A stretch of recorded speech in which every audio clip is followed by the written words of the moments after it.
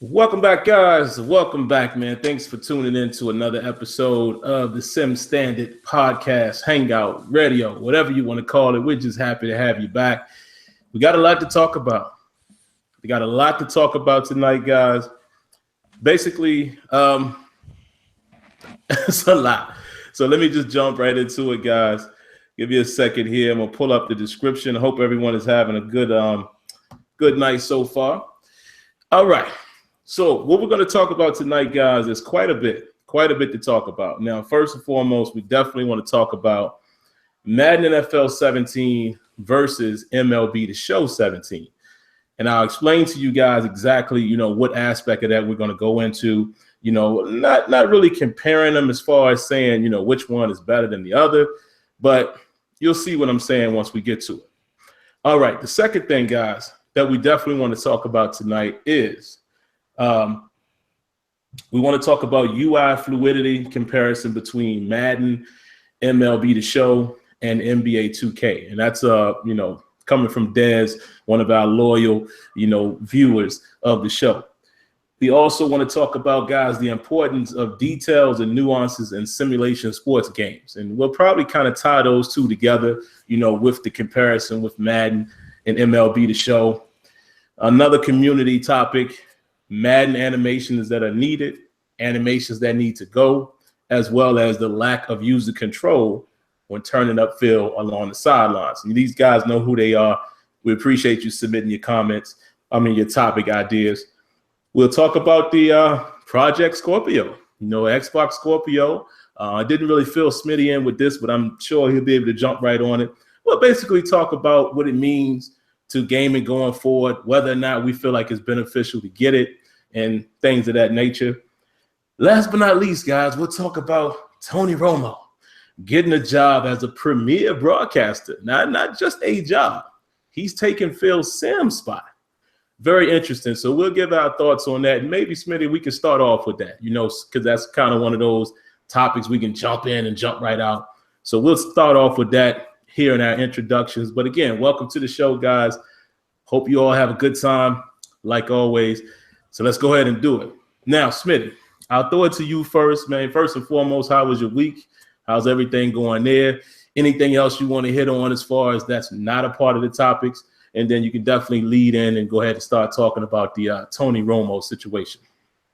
All right. Now, week's been pretty busy. You know what I'm saying? Everything's going cool though.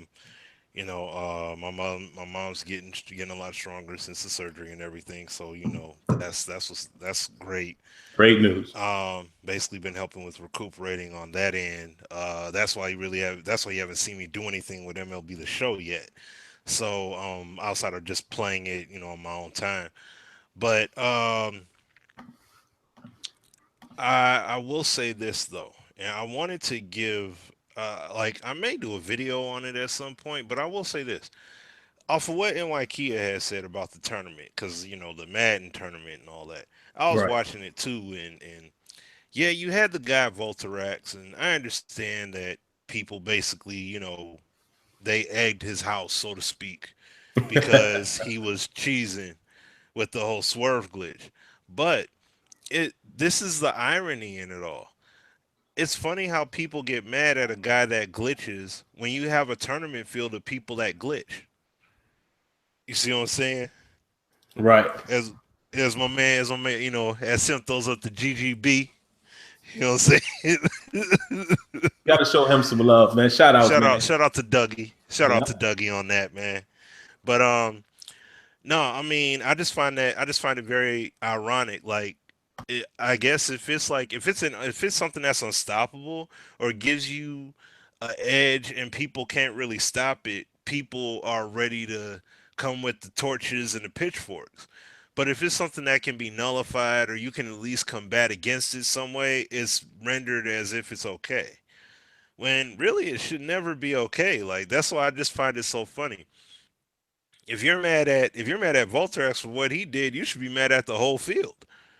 You know what I'm saying? Because that's what all these guys do. These guys exploit. They're not necessarily exploiting football Yeah. strategy and know-how. They're exploiting the game. They're exploiting video game loopholes and exploits and glitches and bugs and like remember the motion shift glitch. You know, people got mad when Rex patched that.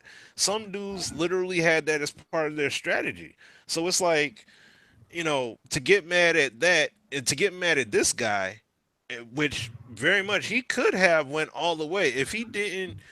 If he didn't get knocked out because of the point spread, he pretty much could have walked away with that. What was it 20? I think it was 20,000 or something like that. Like was the grand prize or whatever 20 or 50,000 or something. He could have came away with the grand prize possibly. He could have came away with it, and he would have did it by doing that swerve. So just some food for thought. And another thing I had seen, like, as well, and it concerns me because I see guys posting on Twitter and saying that, hey, how about you add in these certain aspects? Like when I see attorney guys post certain things as far as what should be added to the game or whatever, what I look at it as is yes, that's cool to see that being posted, but at the same time though, what happens when it comes to tournament time? You're going to use those tools to glitch. Oh, this is how I make this money play happen. I do this, I move this guy here, I audible that, I do this, and then boom, I'm able to execute. That's the way that scene plays right now, and Mm-hmm. that's why we continuously push for the game to change and become more of an organic, game to the point where you can't just simply move a piece here, move a piece there, and automatically that just kicks the floodgates open for me to do whatever it is I want. See what I'm saying? So, but outside of that, man, that's really all I got at this point. Yeah, I'm just ready to get into everything else we got on tap Yeah, here. man. Go ahead and breeze over. We might as well kick off with the Tony Romo, man. Let me preface it. How you feel, first of all, about there ain't really much to talk about his retirement. I think we understand why. But how do you feel about the fact that not only is he going into broadcasting, but he's getting a premier job? How do you feel about him getting that opportunity, and how do you think he might do?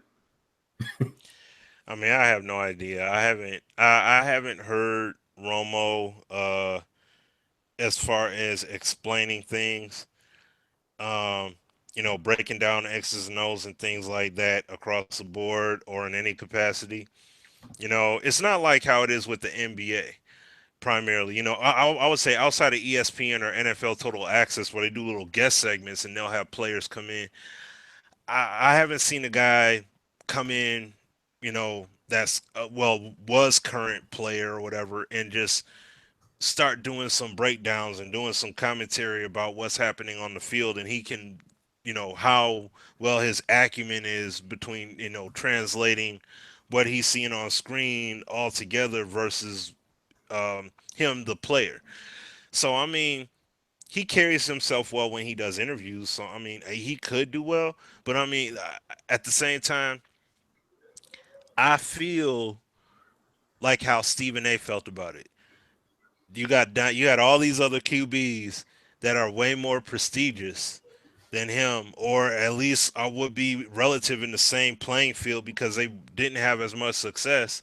Like my Uh-huh. man brought up what was his name? He brought up Quincy Carter and Oh Chad. I think he said yeah, Chad Pennington that and was all that. hilarious. Like yeah, like he brought up all these guys, and then he brought up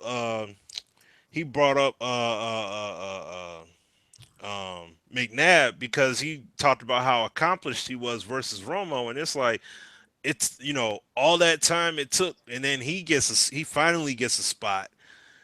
But then you got Romo who fresh, the ink probably ain't even dried on the retirement papers yet, and my man is premier television Wow, telecasting out the gate. wow. Like, wait a minute, Sim, what about that one guy? I think he was on The Bachelor. What was the guy, Jesse Palmer or whatever, that quarterback? Oh yeah, yeah, yeah, Did, yeah. didn't he didn't he get a near premier role? Like he didn't get didn't get a Phil Simms role, but didn't he get a legitimate role out the gate, like after he did that Bachelor I'm not show? sure. I remember hearing something about it, but I'm not sure exactly what he ended up doing as far as, the television spot. Yeah. But I do Okay. Cause recall hearing something about that. I know he was covering the NFL to some degree, but once again, he wasn't on that big level, but it was like he jumped right into it. And I mean, you got to see some of his personality show on The Bachelor, so that's one thing. But Romo is just coming straight off the bench, It's straight just off the Dallas Romo. bench, right up there. You know what I'm saying? Interesting. So that's interesting, man. And especially that is one point though I've got to say with Stephen A. Troy Aikman. I mean, all the work he did, and it took, what I mean, he didn't get the anchor spot like ASAP, but this cat just gets it. It's I don't know, man. That's just funny to me, but I seriously hope for him to get catapulted that high. I seriously hope that he knocks it out the park, like for real. So we'll see. Yeah, I feel the exact same way, man. I don't even have to spend a lot of time on it. It just makes me wonder how, one of the examples I heard today, and I can't remember who said it. It might have been Stephen A. and or actually Stephen A. wasn't on First Take today, and I caught a little bit of it. It was Max and Ryan Clark filled in. And I think maybe Ryan Clark said this, but you look at a guy like Collinsworth, right? Or no, Max said it.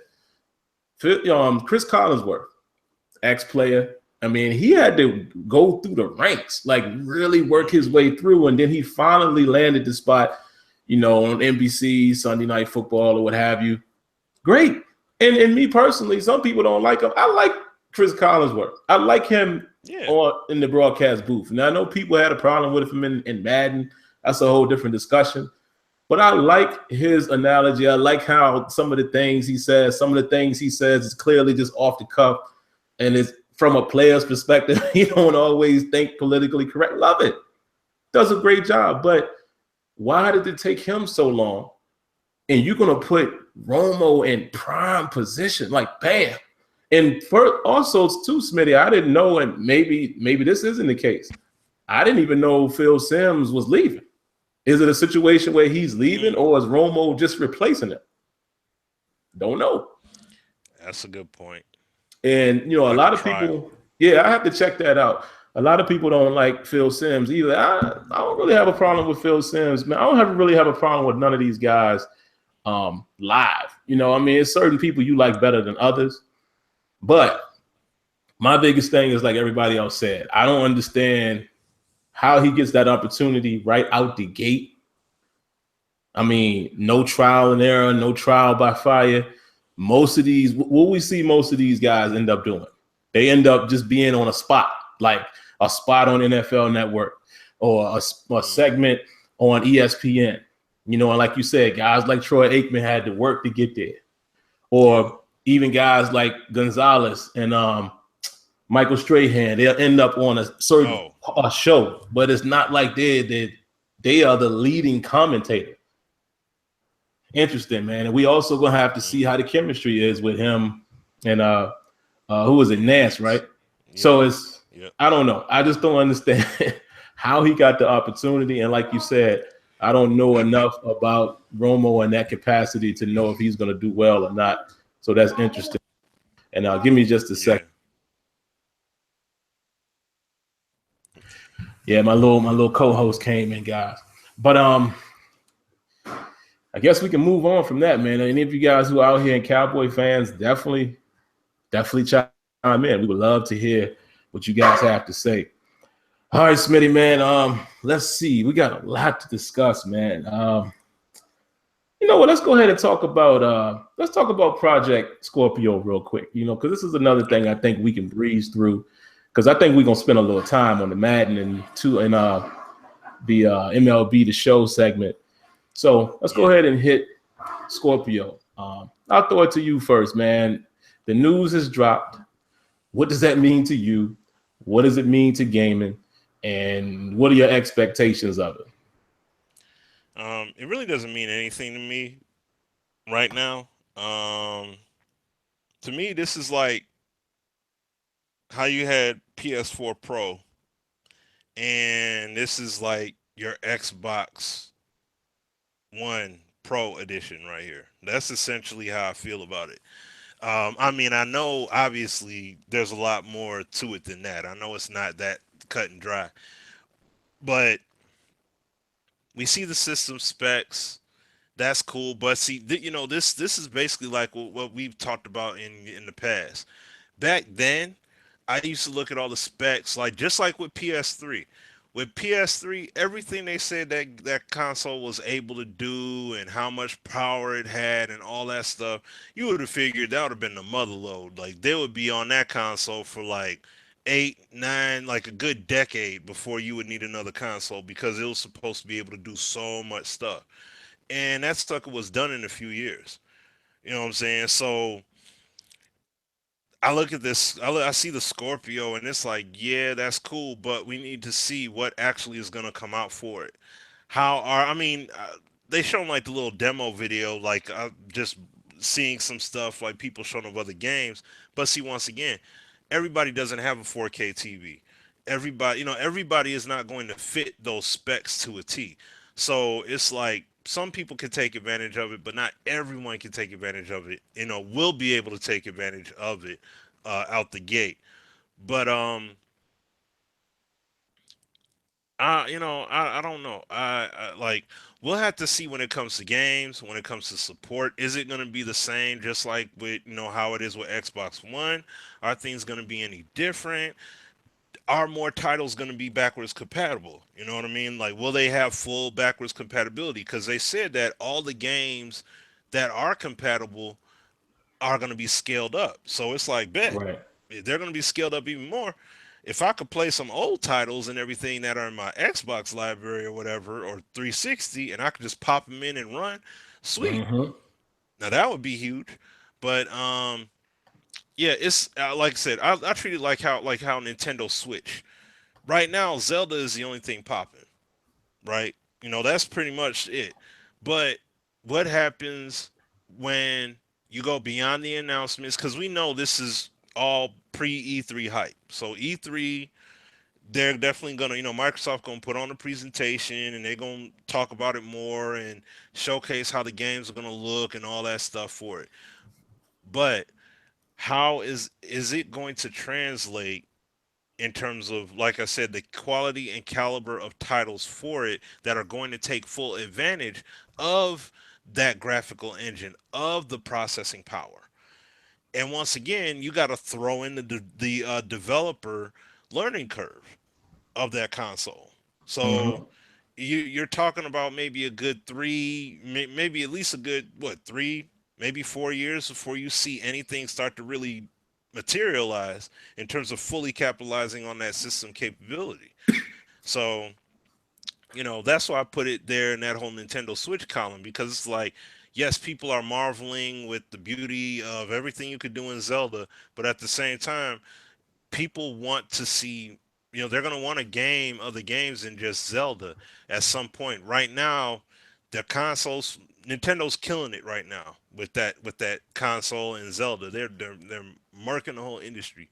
But at some point, that whole Zelda feeling is going to die off, and then they're going to have to come with something else. There's going to have to be beyond just doing Mario and Super Smash Brothers or Mario Kart or a Donkey Kong Country or something like that. You're going to need to come with something like, what about these other premier titles that are done on other consoles, or a different or brand new IP? You know what I'm saying? So, and that's going to be the big thing when people look at Scorpio. Is there going to be a brand new IP that people can grasp on beyond the Halo and the Gears? You see what I mean? That's going to be it, because we know those games take the graphical advantage, so as well as sales and all that. But are we going to get more than that? So that's where I'm pretty much at with it. So Yeah, man, and I got a couple things to say, man, and just letting my man know, Art. I'm gonna shoot him his invite. He's coming in. He wants to chime in on a couple of things. So let me do that, and then come right in once I'm done speaking on Scorpio. Smitty hit a lot of it, man. The thing that, to me, Smitty, and I'm pretty sure this is how you feel. You pretty much said some of it. You know, you basically said the same thing in terms of games. My biggest thing is, for a guy like me, everything I play mostly is multi-platinum, right? Platform. It's a multi-plat game. Now, and they probably multi-platinum too as far as sales. But except for MLB The Show. That has become one of my favorites now, as you guys will learn later. What exclusive, what is it gonna make me play as far as Xbox? It doesn't attract me with past games. Backwards compatibility is great. Don't get me wrong, because I can't play APF right now if I wanted to because I don't have a 360 anymore. I told you guys a while back, I actually donated it to the less fortunate, gave it up. So if I got it, I could go back and play that if I wanted. So it's a good thing. But I don't see any games, man, so far that makes me want to run to Xbox versus PlayStation. Because again, most of the games I play are on both platforms. And I'm going to speak on that in a moment too, because I think that's a key thing to note. But I don't know. After reading the specs, very cool, very powerful, native 4K, which is attractive. But again, all of that comes back to what games. That's the make or break. Now, let's go into the next point, Smitty. The reason why this is important, and Smitty knows this as well as I do, there's some information that we learned with a couple of these other console migrations. Let's take a game like 2K or Madden, right? They're on both platforms. They make games for Xbox and Sony. Just because the Scorpio will be the beast console at the time, do you think that the developers are going to make a better product for that console and shame the other one? That ain't going to happen. Smitty probably recalls this, and I'm not going to go too deep in it, guys, because again, I tell you, we talk about a lot of things that the public doesn't know when we talking with Madden developers. Little chit-chat stuff that really ain't got nothing to do with what everybody else needs to know, but just little conversations. That actually came up when the PS4 dropped and the Xbox One dropped. And Smitty remembers this. I was sold on Xbox because I'm an Xbox 360 guy. That was my console. I loved PlayStation 2 from the past, but I was in love with the 360. That was my shot. So I said, I'm going to go Xbox. Everybody wanted to go PlayStation, Smitty included, and Azure, and even people at EA. And it was even some people at EA that was like, you might want to go PS4, and they explained to me why. So a question came up then. I said, well, wait a minute. If it's a better console, so to speak, more powerful, or produce more graphics, whatever the case may be, is that going to make the game different? And basically the answer that we got at the time was they can't do that because you have two business partners. You can't. So I don't know if this changes, Smitty. I have no idea. But essentially what I'm saying is if Madden is producing on the Xbox Scorpio and the PS4, there's no way that they're going to make this totally different game for Scorpio. They can't do that. They're not. I ain't gonna say they can't, but they're not gonna do that because you can't just be like, oh well, we're gonna dump on Sony and we're gonna just go all out on this. So my point in saying that a lot of these games are gonna fall in that category. Your 2Ks of the world, your Maddens, any of these other games. Let me think. Watch Dogs, I think now is on both consoles. So I'm just saying it might have a little bit of a graphical edge. But you can't expect this totally different game. That ain't gonna happen because when you have business partners, you can't do that. You understand what I'm saying? So it comes back to me, what's gonna make me buy it? A little, a slightly better, and I say slightly because let's face it, PS4 Pro looks great. Looks phenomenal on 4K. It's not native 4K, so I'm pretty sure a native 4K is gonna be a little better. But I think it would be just like what we can expect from PlayStation to PlayStation Pro. You see what I'm saying? I don't think it's going to be so overwhelming that you just like, oh, I got to have it. It might, because some people are stuck on graphics. But again, what game? What games are going to be the exclusives that make me feel like I must have that console? That I don't know. I'm waiting to see what they're going to show, because assuming that it's coming out in holiday, Smitty, I'm assuming EA, not EA Play, but and maybe it might be. It's coming out. It's coming out in the fall. There you go. So maybe EA may show something for that, but we know E3. So we're gonna have to see, man. I'm like Smitty said, Nintendo killed it with Zelda. What if they didn't have that game? Exactly. So that's kind of how I feel, man, about Xbox. What game is gonna be the game that make me feel like I must go to that console? Unless, Smitty, the games that we play, these sports titles, unless we're gonna be told that yes, it will be better on the Scorpio, and here's the reason why. Outside of just graphics, I can't see any reason why I would jump on it so fast. Now, I'm not gonna dump on the idea. Great. It's good that it's gonna be native 4K, supposedly. All of the stuff that it's saying is gonna do, we'll see. That's great, because then that just raises the bar for the next consoles. But I don't know, man. As I stand right now, I just don't feel the need. I'm seeing a lot of people also, Smitty, a lot of guys out there who are PC gamers are saying, that's my PC do that. So I don't see it. That's just my opinion. But anything else, man, you got on that? No, not really. And see that, to the whole PC gamer point though, see that's the other thing about it as well, at least from the Microsoft standpoint, because a lot of those top games that come out on that console are PC games as well. So you can just play it on PC and you're good. You know what I mean? So that's pretty much all I got, man. Me too, man. Perfect timing, man, because we got our man in here. We appreciate it, man. Welcome to the show. What you got for us tonight?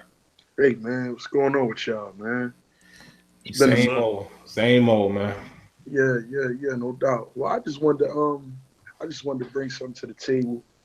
Just a little food for thought. Excuse me, I'm losing my voice too. But NBA Live. I know this is a little off topic. Nah, go ahead. NBA Live. They're doing some things in the department that I'm really, really liking. As far as when they announced that they're coming out with the Frostbite, and they're thinking about implementing different parks to have dynamic weather in the game. Now this would be big for live. Yeah, for live. And it's funny because it's not more so of like rain. I mean, it's not more so like rain and snow. It's like the transition from day to night, or like morning to evening, or morning to afternoon. Gotcha. So it's like just through the transition of the day, if you're out in the park setup. And I think it's dope because when I look at FIFA, and I have a PC, I finally got my PC built. I spent about $1,500 on my PC, and you set? Yeah. Okay. Yeah. I got a nice little rig, man. I got a 4K TV I just brought this year. I got a Samsung. So when I put the Xbox One on my TV, I said to myself, man, this looks terrible compared to PC. And I said to myself, if NBA Live, now I know this is a long shot, but if NBA Live or Madden was to ever come to PC, I wouldn't need a console again. And I know everybody can't afford it. Everybody pockets ain't the same. So I can't say or recommend to everybody, just turn to PC. But I think it's a good move that Microsoft is bringing out that console. But I think what's going to happen is it's going to be for that enthusiast market. I would say for those people that are really there and they ready for that leap, I think it may be a leap because of if you look at the specs from the regular Xbox One compared to this one, it's night and day. You know, it's night and day. Do I think it's going to be a crazy graphical upgrade? Maybe not, but it may give more room for developers to do what they need to do to implement different aspects of gameplay. You know, they may be able to, do the things that they're talking about with Madden, with cloth physics and things like that. They may be able to implement that into that console. You know, so we never know. But I'm excited for it, man. I'm excited for it. But I just wanted to throw that in there, man.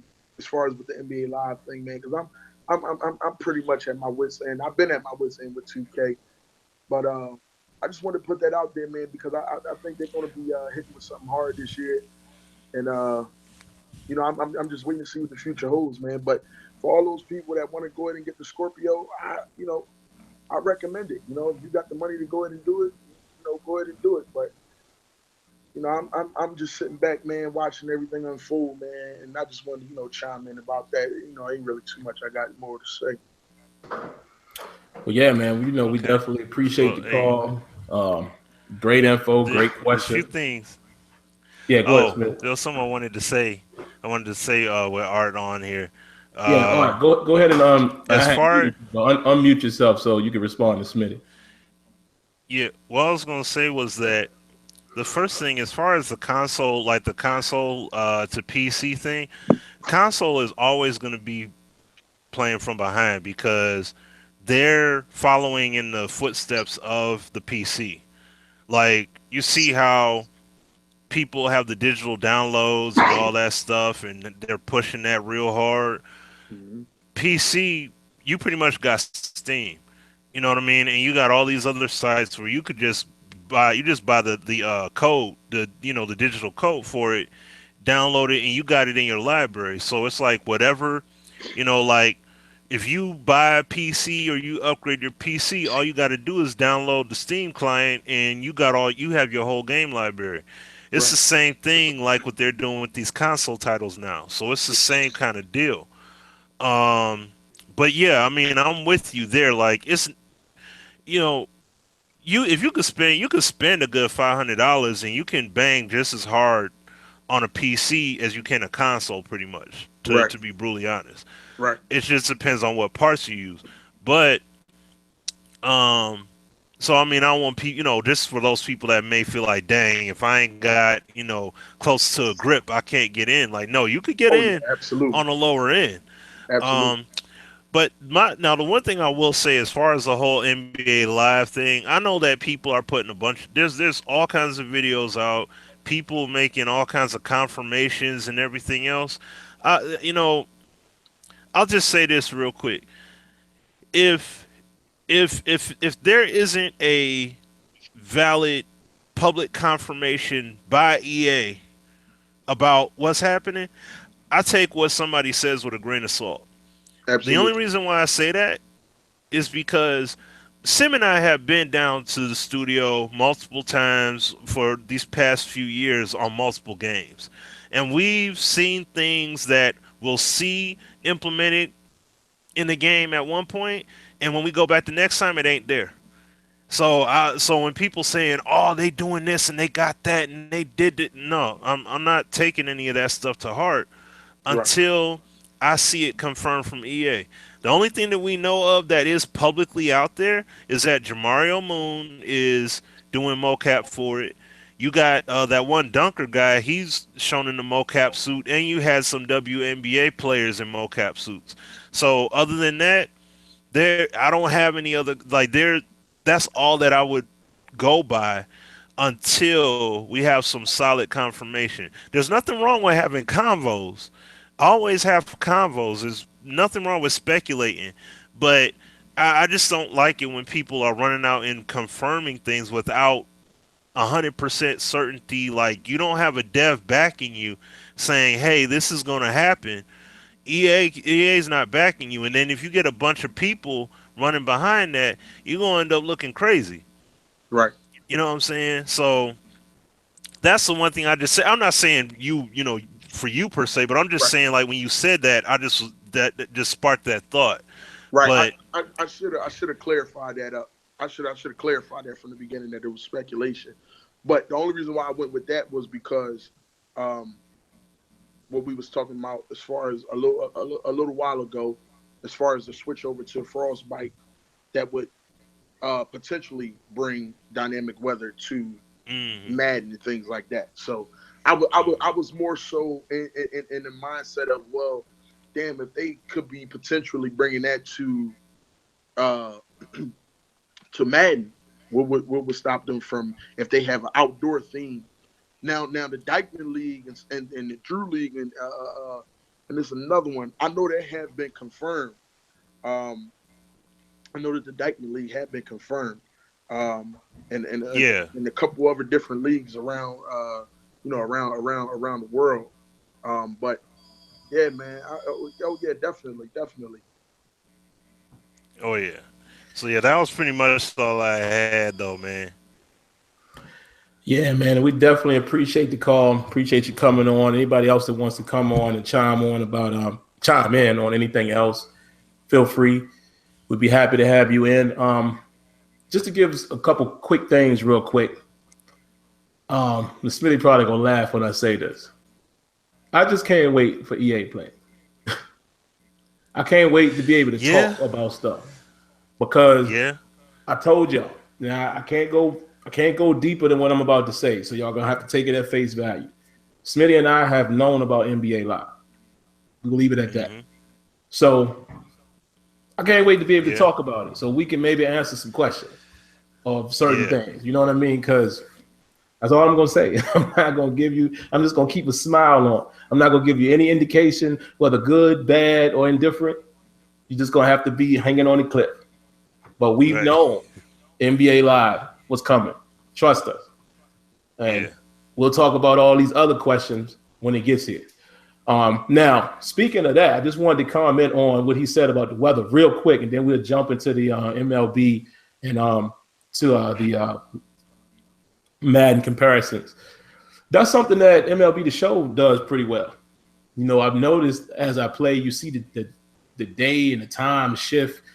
It's crazy. You know, I love, and you know, Madden has to get back to that. You know, not just weather, but also the different. Because I remember one time, man, I swear one of these Maddens, it did change like that. But they got to get to that, especially now with things being more graphical. I want to see it happen gradually. I don't want to just pick a time, and because it's the time of day, the shadow is there. I want to be playing. My game starts at 4, and then I could tell in each quarter that the clouds moved a little more, or the sun went down a little more. Like that stuff would be crazy. You know, it's just a little piece of immersion, which again, we're gonna cover that here in just a moment. And the other thing I wanted to say, Smitty, that he hit on, Smitty's probably gonna back me on this one as well. Some of the stuff that we think frostbite is needed for, I'm gonna go ahead and say, not frostbite. That's not it. He was talking about the Scorpio. So let me start with that. Some of the things that people think that Scorpio or a bigger console or whatever is needed to do, it ain't the case. Let me explain to you why. Claw physics, NHL got it. They got it right now.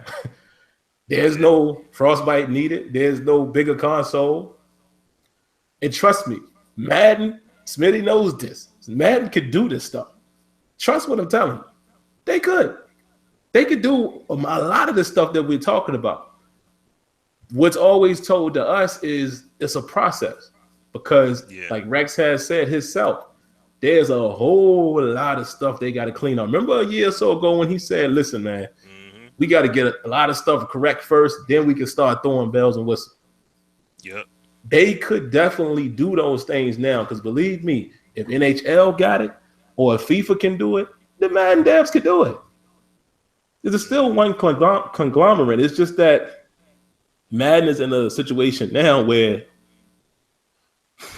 you know, they're just behind.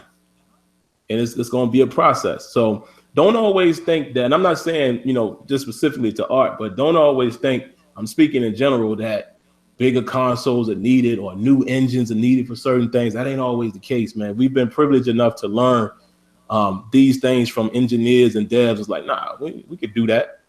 We don't need a new, tech to do that. And a new tech gives us more capability to expand on things that we have, but we don't need those things to get there. Again, let's think real quick. MLB The Show right now. You see what I'm saying? FIFA right now. NHL right now. Uncharted to the world. I mean, Battlefield 1, all of these games that's doing amazing things. Horizon is on the current console. So, all right, Smitty, let's jump into this next topic, man, because I've been waiting to talk about this for a long time, all day, since I talked to you earlier today. And I guess we can pick it apart in little segments. I'll kick it off with this, and I think all of you guys will get a kick out of this. Now, I'm not comparing apples to apples. It's not what I'm comparing, because how I see it, Madden 17, and I'll go on record right now. Madden 17 is actually a good game. Is it a great game? No. Are there things that we all want? Yes. Is it a solid game, in my opinion? I think so. That's my opinion. Now, any of you guys watching are free to disagree. But my opinion is Madden 17 is a pretty good game. It's just not a great game. We need more stuff to matter. We need more things available. We need more things to dictate gameplay. Yes. But on the surface, it's a good game. Plays fairly well. It just has some issues and it's lacking some substance. Now, here's my comparison real quick, Smitty. And this is just to kick it off because we got a lot to talk about. All right, guys. Now, most of you guys may or may not know this, but I happen to love Mexican food, right? Haven't had it in a while because, I'm trying to get myself fit and all that. I'm down 10 pounds. I'm happy about that. Got about 20 to go. So I haven't had Mexican food in quite a long time, but I'm going to use this analogy. Madden is like Chipotle. Let me explain. Chipotle is pretty good. It sometimes it serves its purpose, hits the spot. You can get you a burrito. You can even get you some tacos. You can even get you a quesadilla or get a burrito bowl. And it kind of resembles Mexican food. Pretty good. But it's lacking that authenticity. Now, MLB The Show is an authentic Mexican restaurant. For you guys, that eat Mexican food, y'all know what I'm talking about.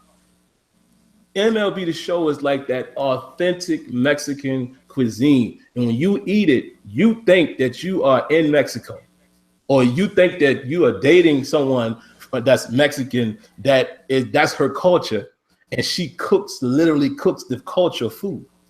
That's MLB The Show. It has the extra seasoning and extra spice and that authentic pepper, and that's the difference. Madden is not a bad game in my opinion, but it lacks some of that detail, Smitty. It's Chipotle. It'll do for now. But every now and then you want to go to a Mexican restaurant. I want the real deal. That is my comparison of the two games. The show is just it's so authentic. Now, again, before I throw it to Smitty, because like I said, we're going to have a lot of different facets of this conversation. I don't know if the show is fully the pure baseball experience, because I'm not a baseball enthusiast. I'll be the first to admit that.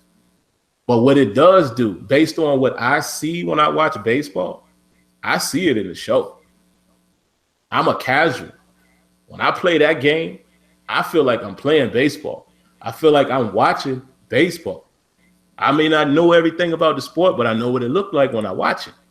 Just like the video I put out today, for some of you guys who may or may not have seen it. My guy hits a home run. It's almost a foul. He is waving like, get in, get in, get in. Once it goes in and it barely stays fair, it's a home run, throws the bat down, runs to the base, and stares down the pitcher. He literally takes time to look at the pitcher and grill on him like, yeah. Then he turns his head and runs around the bases. You look at, and I didn't show this in the video, but I watched the picture in the replay. He put his head down. He's all like, the umpire's looking at the ball, the catcher's looking at the ball, the crowd is reacting. Now again, let's go back to Chipotle. Madden has this too. Now, to be fair, Madden has a helmet on, so we might not get all of the facial stuff. But it still could use a little more emotion, a little more seasoning. And again, guys, I'm not talking about just gameplay. All of this is included. Replication is what I'm talking about, which includes gameplay, look, and feel. And like I said, right now, Madden is Chipotle. It ain't quite Mexican food, but that MLB The Show is a real deal. It's like you're sitting right there at an authentic restaurant, man. That's my little piece, Smitty, to kick it off, man. What do you think, man? Anything you want to compare about these two games, or just share your thoughts on it? Well, let me see. It's hard to say that, what you said was really spot on there as far as the whole restaurant comparison. Excuse me. I would definitely say, yeah, that is your, that's like that show. You know what? You got,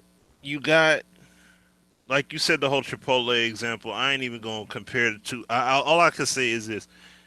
MLB The Show is like that show, or I should say the segments. I saw them on YouTube, where you have two chains. Check out all these most expensive bottles of water and burgers and all that stuff, whatever. The coffee one was hilarious. Yeah, like whatever it is that he goes to see that's the most expensive, whatever, that's MLB The Show. Madden is on the route to getting there. But see, and this goes back to the point that I made. These dudes have been on the same path since, I would say, calendar year, 2004, 2005, with MLB The Show, when they first started that whole The Show aspect. Building that game up. And I mean, when I see that game, every single time I see that game, I'm like, man, this game is wild. This game is crazy. The game is so wild because you don't even have to buy the game every year. And it's like you're not missing, and it's not because the game is bad or anything like that. It's just that it gives you so much in one installment. You can wait 2-3 years. There were some people that waited like 2-3 years in between games. It's not that the game was bad. It's just that they had so much in the one package that they already got. They was like, oh man, I'm good. All I need is this, and I'm just gonna rock it out. And it's crazy. It's crazy when you got a game. When you got a game that can give you that much in one fell swoop, and you get that in the show. Like what Sim pointed out. I talked about mistakes players make, and when I was talking about I was playing Diamond Dynasty, playing the Conquest, and I played a Conquest game. And the thing is, I'm up in the middle of the night playing this baseball game, right? Any other time, if I'm playing a game, I'm ready to go to sleep because, baseball usually is real slow. Like, I can't sit there and watch baseball and just watch, and I'm engaged. But what playing the game ends up doing, it creates that segue. Because now it's like, now I'm ready to pay attention. I want to pay attention to who these players are. I'm gaining interest. Like, okay, this guy can do this. That guy can do that. Who does he play for? How good is he doing? Like, and that's kind of the feeling I get with Diamond Dynasty. And see, the main reason why I have that feeling about it is because, like, and this is what I said to Sim earlier when we were talking on the phone about it, is because I'm not like I said, just like Sim, I'm casual too. I'm not the diehard baseball guy like that. But when I play the game, I'm not concerned about the gameplay. I'm not concerned about, you know, are these core gameplay aspects going to function? Are the ball physics okay? Is this okay? Is that okay? Like, I don't see I don't have those kind of worries. Like what I have in NBA 2K, like what I would have in Madden. I don't have those concerns. I just pop it in and I'm like, how immersed am I going to get playing this game? And I'm able to focus on the commentary. Like I had Harold Reynolds. I had I hit a home run, but it was foul. It was like I hit it to the upper deck. So it had the distance and everything, but I hit it completely foul. And he chimed in with his commentary, and he just said, like, if I had swung a little bit later, because the ball was in the perfect spot, I could have drove that out of the park. And it's like, it gave me the feeling like I had with Madden. When I play Madden and when I think of what Davis and Garden are saying, there are you have those certain moments that happen in the game at times, and you say it or you think it to yourself, but then they actually say it by the commentary lines in the game. Right. It's the same kind of feeling I have there. It's like, man, he threw that ball dead across the middle too. And man, if I had just waited just an extra split second, I would have been able to crush that thing out the park.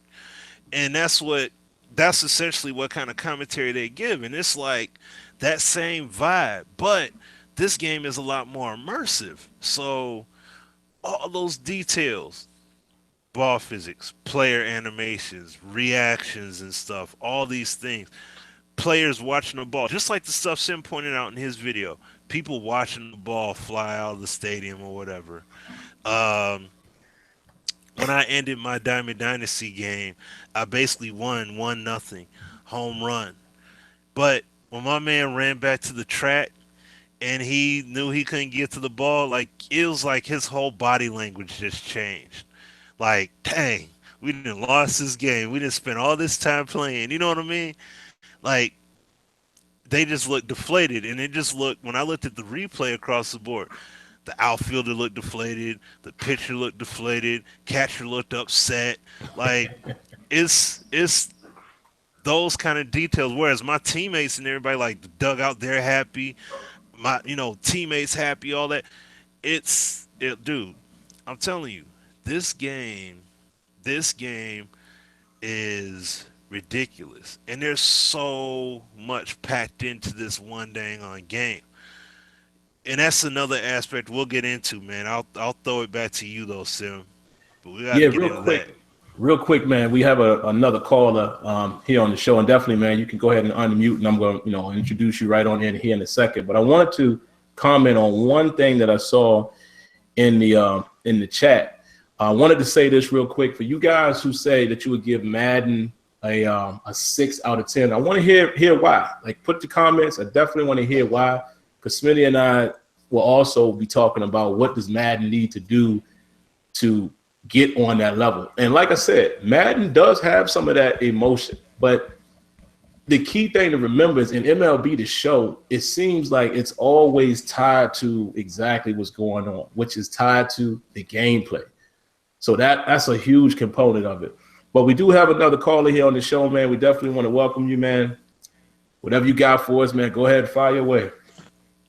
What's going on, SimFBall? What's going on, Smitty? This is Gonzo. Yo, what's up, man? How you guys doing? First I want to comment on the fact that the guy said Madden is a 6 point, whatever. Let me tell you something. Madden, this is by far the best Madden that I've ever played. Like you said, I agree with you 100% on that Madden lacks a lot of authenticity, like with the way the weather, sometimes the weather doesn't change enough, and in certain areas, like I could play a whole season with Green Bay and never get any snow. Oh God, yeah. And that shouldn't happen, because areas like Denver and Green Bay, they get snow. We should get snow quite frequently, especially in the late November and December months. We should be getting snow. So I think they lack authenticity in those areas. Little minor things, but like I said, it can be much more improved. But I do have to give credit to uh, Clint and Rex because considering what they had to work with. Because I remember when Ian Cummins was there. I mean, a couple of times we got the same Madden that we got last year. We got different game flow. Right. I'm just being honest. I mean, that's just what it was. My frustration with 2K has always been is that the presentation has always been good and the game's always good when it first came out. But the moment that first patch hit, it almost shatters the gameplay to a point where playable. Like 2K played good coming out. The only problem we had was that the substitution menu, you would have to call like a timeout like 2 or 3 times just to get your guys to sub that you had changed on the wheel. They came out with that first patch, and that just messed up the gameplay. It messed up transition defense. It messed up on ball defense, and 2K hasn't been the same since. They've been trying to patch everything for Pro Am and fix that, and that just happened to make the actual gameplay worse. I mean, it hasn't been the same since. Okay, but when we go down to MLB, I played organized softball. I played organized baseball as a high schooler, and the more I realized that MLB The Show, not only does it look like baseball, but it has just about all the details of real baseball. Mm-hmm. The same concepts, even when it comes to stealing bases. You have to, in order to steal a base, sometimes you have to get your batter to swing to throw the catcher off so he won't throw the guy to second base to throw his timing off. And those skills actually work in MLB The Show. Just little, even like you said, with the foul balls. And I'm even noticing now that CPU is even, if he's not a really good fielder, he'll make errors in the outfield. Like, that's just the level of realism that they put into the game. And Russell, because I've been saying this for the longest, I think he's one of those developers, and I didn't really give him a lot of credit at first, but they're actually, it seems like they're listening, and it's hard to make something improve year to year. Like, how do you make something improve that's good? How do you make it great? They're ball fixes now. I'm looking at the way sometimes you might get a few of those little, hits that you're like, whoa, how did that become a hit? But it's not very often. No, seriously, it's not really. It's not often that you see it. Most of the time, when you're getting a hit, it's like if you're a right-handed batter, just throwing low and away, and you get a hit. It's probably going to go the opposite field, like it should. Right. It should. Those things are working now. They've made a good game even greater. My question has always been with 2K is that you have the team and you have the guys, and the game is always just about right there in the beginning. Midway and towards the end, it's never the same game that I purchased day one. It's always a totally different game. This is every year. It's a totally different game. Madden, honestly, this year I've had a heck of a lot of fun playing Madden this year. I never go through a whole franchise. Like, I find myself switching the team here and there and starting over. I played a whole season with Atlanta. Because I lost. But I was 13-3 in the regular season on all Madden. But the games were really, really good. You know what I'm saying? Maybe a couple of times, like I said, they patch it. And I think part of that is because a lot of online play, they're always trying to do something to fix the online play for these tournaments. And they sometimes kind of tweak something to make it kind of bad for the offline gamers. I'm an offline gamer. I play online, but I used to play online with people that I know. I would choose not to play against anybody that I don't know because you can almost expect it's going to be a cheese fest. Somebody's going to find some glitch and some way to cheat the game and to do something crazy like nano blitzes on 2K bump deals. It's going to be something crazy. So I'd rather play with somebody I know is going to play the game straight up anyway. Absolutely, man. Hey, well, go ahead, Smith. Yeah, sorry. I just want to say something to Gonzo real quick. This is something I was talking to Sim about, and I'll touch on this if we have some time a little bit later on, but I went back and I had picked up NBA 2K14. I read up on that. And because the reason why is because when I played, I was thinking about those technologies they put in. They said the eco motion and how the physics and the player emotions and all that reactions, everything was supposed to, that was supposed to be the emphasis, the focal point of the game. I played it, and it's so funny when I look at 16 and 17 and how you got dudes that have no business being able to lock dudes up, and they're able to do it so convincingly and so on point in 17, but you pop in 2K14, they're not able to do all that. If I cross somebody up and they're out of position, I'm blowing past them and they're out of position, regardless of what difficulty level. The other thing, players are at scale. 2K17, everybody look all skinny and anorexic. In 14, dudes were at scale. Like, if guards, like their facial captures, their body sizes, everything was on point. It was like they had a lot of everything was already on point in those initial installments when they brought it to next gen. But then it's like as they developed it, it's like they went away from that. For whatever reason, it could be because certain modes got popular, like the Park Pro-Am or whatever. But it's like those core things that we talk about are a big time problem. I go back to that, and it's like you had it here. You needed to build on it, of course. I mean, it had its problems, but what happened? But from there going forward, these past few games. You know what I'm saying? Because a lot of the stuff that we need was already there. So like, that was just something I just wanted to share with you, man. Because like, I was just playing, and it's just like baffling to me the legitimacy I'm seeing with the gameplay in their initial next gen installment with these technologies and such. So that was just crazy to me. That's retarded, man. Well, you know, like always, Gonzo, man, you're definitely welcome. I mean, any of you guys that we chat with via Twitter, we've known forever, y'all are always welcome. I want to extend the invitation to you as well. If you want to have a show where you come on as a guest panelist, feel free. We've been offering that. So far, DJ 81 is the only one who has taken advantage. We might have to get you back on here, DJ. Everybody else don't seem to want to talk that long, but it's always an open invitation. Appreciate you chiming in. This is what we need. We want more of this, man. We want less of Smitty and Sim and Azure when he's able to come back, and more of you guys, because it's basically a community-based show. But yeah, fully agree. You already know how we feel, man. You know, like I said, we tweet each other a lot, all of us. I feel the same way. I don't feel that Madden is a horrible game, but I wanted to chime in on that real quick, Smitty. I see a couple people on, and I appreciate all of you guys. I probably already responded to you in the chat. I appreciate all of you guys that did share your thoughts as to why it's a 6 or 7, 7.5, etc., and you gave your opinions why. Now, the key thing that I noticed is, now I want to read what 757 said, because this is definitely interesting. He said it's a 6 out of 10 because it had a chance to turn the corner and it didn't pre-patch weight and was more respected in the game. And I felt the same thing. He says, you know, it's not trash, but they definitely had an opinion. I mean, had an opportunity to turn the corner. We all thought at launch the game was there. You know, not all the way there, but it was just missing some things. You know, it was trending upward. Patches started happening, not so much.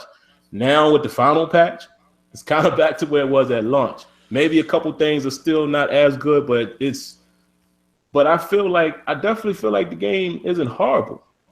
But let me point out some of the other things. Most of the things that you guys are saying are things that I feel that are easily fixed. Now, I'm not saying easily fixed in terms of saying they should be able to do it with the snap of a finger. But what I'm saying is all of the minor detailed stuff that if they incorporate it, the game goes from here to there. Everything that you guys are mentioning, I'm trying to find some of the notes. I know some people were saying player movement, which we all say, better coverage, defensive AI, more calls. He says, I get a pass interference every game, but never get a call. The player sometimes gets stuck during the blitz, all of the avoidance type of stuff. So what does that cover? Interactions. Same thing with pass interference. Pass interference needs to be based on interaction. You know, the touching and bumping of each other, grabbing the shoulder, pulling the jersey. You know, of course, that's a new feature. I would want the jersey pull, but y'all understand what I'm saying. Being able to grab and hold and fight from the ground all the way to the catch point. that needs to cause pass interference, contact, not animation. Because y'all know by now, if you haven't heard, Rex even said itself, the game right now is pass interference is triggered on animation, which that's not unusual. A lot of games, things are triggered by animation, but you can't really force pass interference. And that it definitely needs to be better. What are some of the other things? Let me scroll up here, Smitty. But the point I'm trying to make is if they adjust a few things, guys, then all is forgotten. I mean, it will definitely be what we want it to be. I know one guy said the playbooks have been the same for several years. I wanted to comment on that real quick, Smitty. If you ever have a chance to talk to A-Dub, Anthony White, the playbooks in Madden are authentic. They are basically the playbooks that NFL teams have. Just like he's told us on several occasions, Smitty and I, a lot of defenses run the same stuff and offense. Yeah. It's just they may call it something different. They may have a couple different variations, but that's why you see a lot of the same plays.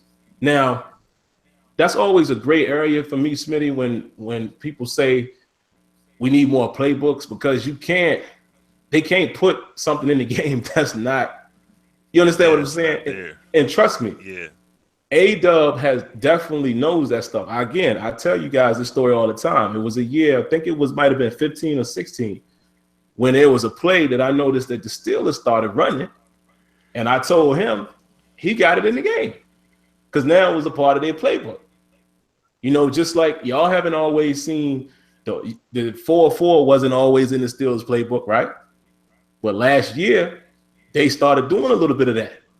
You see what I'm saying? So the playbooks are up to date. So like I said, it's always a gray area when you hear people say there needs to be more offense and defensive plays. The playbooks, to my knowledge, coming from the devs, they are up to date. Now, what A-Dub always says, Smitty, and you know this, if you start getting into variation as far as how do this team run their cover 3, how does this team run their cover 2? Now, that's a different thing. That's a different conversation, which I do agree with that, which he also agrees with. He definitely wants to get the game to start being more technique-based. He explained that in the interview I had with him last year.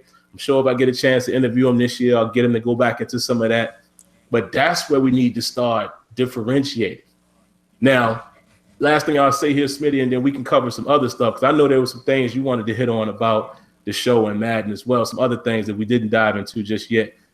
But here's the thing. It's like if they cover these areas that Smitty and I talk about all the time, authentic player movement to its ability. And I say to its ability because even in the show, you'll see sometimes there's a little bit of awkward movement, and in FIFA, all of these games that we think are the best, but at least get Madden to that level. So get better player movement to where your relative positioning matters. If you're not in position to make a play, you shouldn't be able to make a play. Get that together where you can eliminate the warping and sliding and warping into position. Get interactions to be more physics-based. Like all of these physical outcomes are based on physics. When guys are touching and bumping, that improves trenches. That improves DB wide-out interaction. That improves what some of you guys were saying about the blitzing and guys getting stuck. It might even improve running backs running into their alignment, because now, along with that, the physics being a part of that, you also put the contextual awareness in there. There you go. Get all of that together and allow physical mass to always matter, weight, momentum, leverage, all of these things in every scenario in football. We there. And then after that, you throw in a little individuality. Now you throw in more player traits. So now these guys are playing more like themselves, like the quirks and the badges, you know, referencing other games. Because Madden has these things. It's just not blown out yet. But y'all notice what I just said there is a lot, but it's a little. You know, you address those areas and it changes the game. Now we talking about 9-10 for Madden. Yeah. And that's the point I wanted to make, Smitty, because now I might as well go into it now. I only got a little small piece left to say. That's the point I wanted to make about comparing the games. It's like Madden is not as far away as some would make you think. Because even if you look at a list of all of the things you guys said and what I just mentioned, you get those things together, it's there. It's there. We're at a point now where Madden needs to flush out. I don't think we're at a point no more where there are too many things that have to be added. And let me break that down. Something that needs to be added, being able to pull a jersey. Absolutely. That's a added thing that's not in the game anywhere. But DB and wideout interactions are in the game. A better trench battle from prior years is in the game, but now you got to flush it out. Ball physics is in the game. Pass trajectories is in the game. Controlling where you want the ball to go is in the game, but it could do a little better with location and things like that. What else was I going to say? Multiple running back moves in the game. All of this stuff is there, but now you got to allow different running back styles and things of that nature. Now you got to flush it out. So that's where we're at, in my opinion, with Madden. Is now is taking it to phase 2 with everything and flushing it out. But you got anything to say about on that, Smitty? Yeah, it essentially the easiest way to put it, or simplest way to put it in fewest words, is everything that's done in FIFA needs to be done in Madden. When it comes to ball physics, player movement, organic interaction, because you can have a defender, you can have J.J. Watt lined up against an offensive lineman that is lower skilled, lower rated, and everything, but what if he takes a better angle at blocking Watt than what you try to do as a user? Like if you use him, or if it's CPU, if he takes a bad angle, and momentum favors that O lineman, he should be able to knock him down or knock him off balance or whatever. Organically, he should be able to do it because of the position he's in. Position has nothing to do with his speed, his acceleration, his strength, all that stuff. See what I'm saying? If he's off balance, he shouldn't be able to all of a sudden be able to do a spin move, do a club or a rip move, and make a play, because he's got to gather himself first. And if he's not given that opportunity, you could have that 55 overall offensive lineman mess around and make that play against them. See what I'm saying? And what I'm saying is that, like, those kind of plays happen in FIFA. You have those plays where, yeah, you got this bigger, taller, more skilled player that you're jostling up against, and you got the shorter, not as strong, not as skilled player, but you got that interior leverage because you're using your body to box him out. So he's not able to steal the ball from you, to do all those finesse things that he would be able to do, because you got him boxed out of position, and he can't do nothing about that. So all those ratings are nullified because the physical stature is taking prominence there. And that's the kind of stuff that we need to happen in Madden. When we talk about weight and size, I mean, look, you got MLB The Show where they factor in velocity and temperature and wind gusts and all that stuff into the trajectory flight of that home run ball.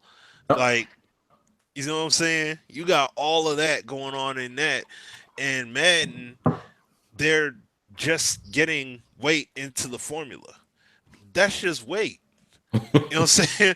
But what about everything else? What about inertia? What about the force that this O lineman is putting in to hold his ground against? Like, you don't have any of that stuff to weigh in on right now. It's like, this guy's this rating, that guy's that rating, collide. You know what I mean? And like, I mean, I'm being real simple with it, but I mean, that's essentially how people perceive it. Right. It's not, it's perceived because that's what they're given.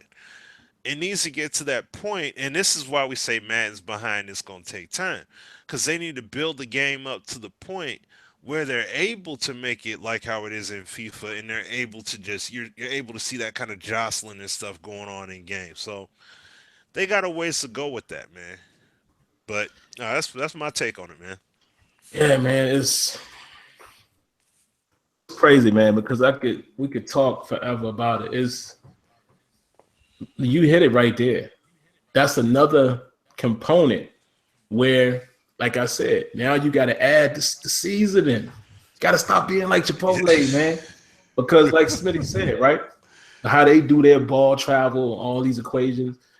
Now, okay, with Madden, you can choose the pass type and all that, but what about now allowing the weather and stuff like that, velocity and all that to affect the ball travel? That's next level stuff. You see what I'm saying? We got to get that. We have to get that. And to me, that's where games like MLB The Show shines, because all of these different factors. And the funny thing is, Smitty, some of the things that I ain't even going to say some. A lot of the stuff that you see there is quote unquote scripted as far as animation. But what they do differently, and what some of the best games do differently, is they trigger the right animation at the right time. There's multiple dice rolls, and it plays out accordingly. So there's nothing to question. Because here's the misconception about dice rolls, and me and Smitty definitely got educated on this, being able to deal with the Madden devs. So y'all know when we first went down there, I'm like, man, you remember I used to always say that? Y'all remember I used to always say, there shouldn't be no dice rolls in the game. None. Yeah.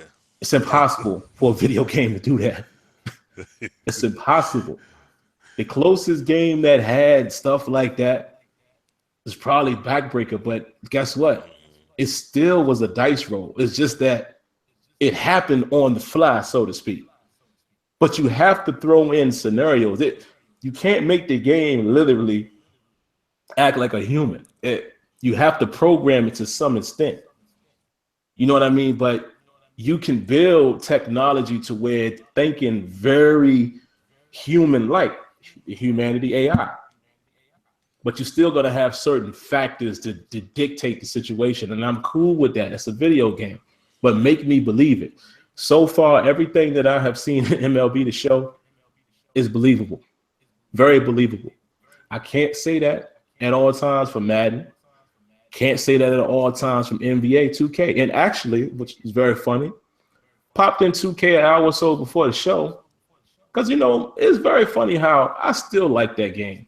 But it's very funny how every time I play it, something crazy happens. And I'm going to show you. I might do the video tonight and after the show and maybe post it tonight or maybe tomorrow, perhaps. But it's crazy how predetermined this situation was. Just to give you all a preview, I throw the ball into the paint. No, I'm sorry. I didn't do it. The computer did it. The computer throws the ball in the paint. The ball does this little wizardry jumping around. Like the ball literally does like this, goes behind him, comes back to him, right? I'm playing defense, which y'all know there is no post defense in 2K really. Good luck. So I tried to jump. I hit the jump button. You see my guy go as if he's going to jump. Then he's paused for a moment. Then they make him jump after the ball is gone. And I'm like, oh, come on now. Again, I'm not bagging on 2K. I'm just telling y'all this stuff. That's another thing that we got to stop doing, community. We have to stop thinking that people are judging one game or another. Everybody should be doing this about every game. I actually saw a video, guys, on Twitter. Somebody posted, I wish I could find it, where his batter was running the bases with the bat.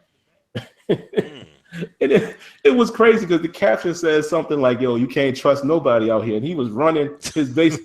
So every game has their issues. So we should be able to report the news, so to speak, on these games without people saying, yeah, but what about in Madden? Yeah, but what about in 2K? That ain't the point. We are sim gamers or gamers, period. We should be able to address problems in every game. But wait till I show y'all that. And like I said, that dice roll right there made no sense. Right now, so far, I know it's early, but I can't say that I've seen anything happen in MLB that didn't make sense to me. Well, I can say, okay, Even the times when my dude, has tried to catch it and he fumbled it, it still looked believable. And it's not like it happened every play, so I can accept it. Madden needs more of that. You gotta loosen the game, man. You have to find a way to allow the physical body to be more of an issue or more of a factor in every scenario. Now, I will say this, Smitty, and I definitely want to hear your thoughts on how you think they can accomplish it.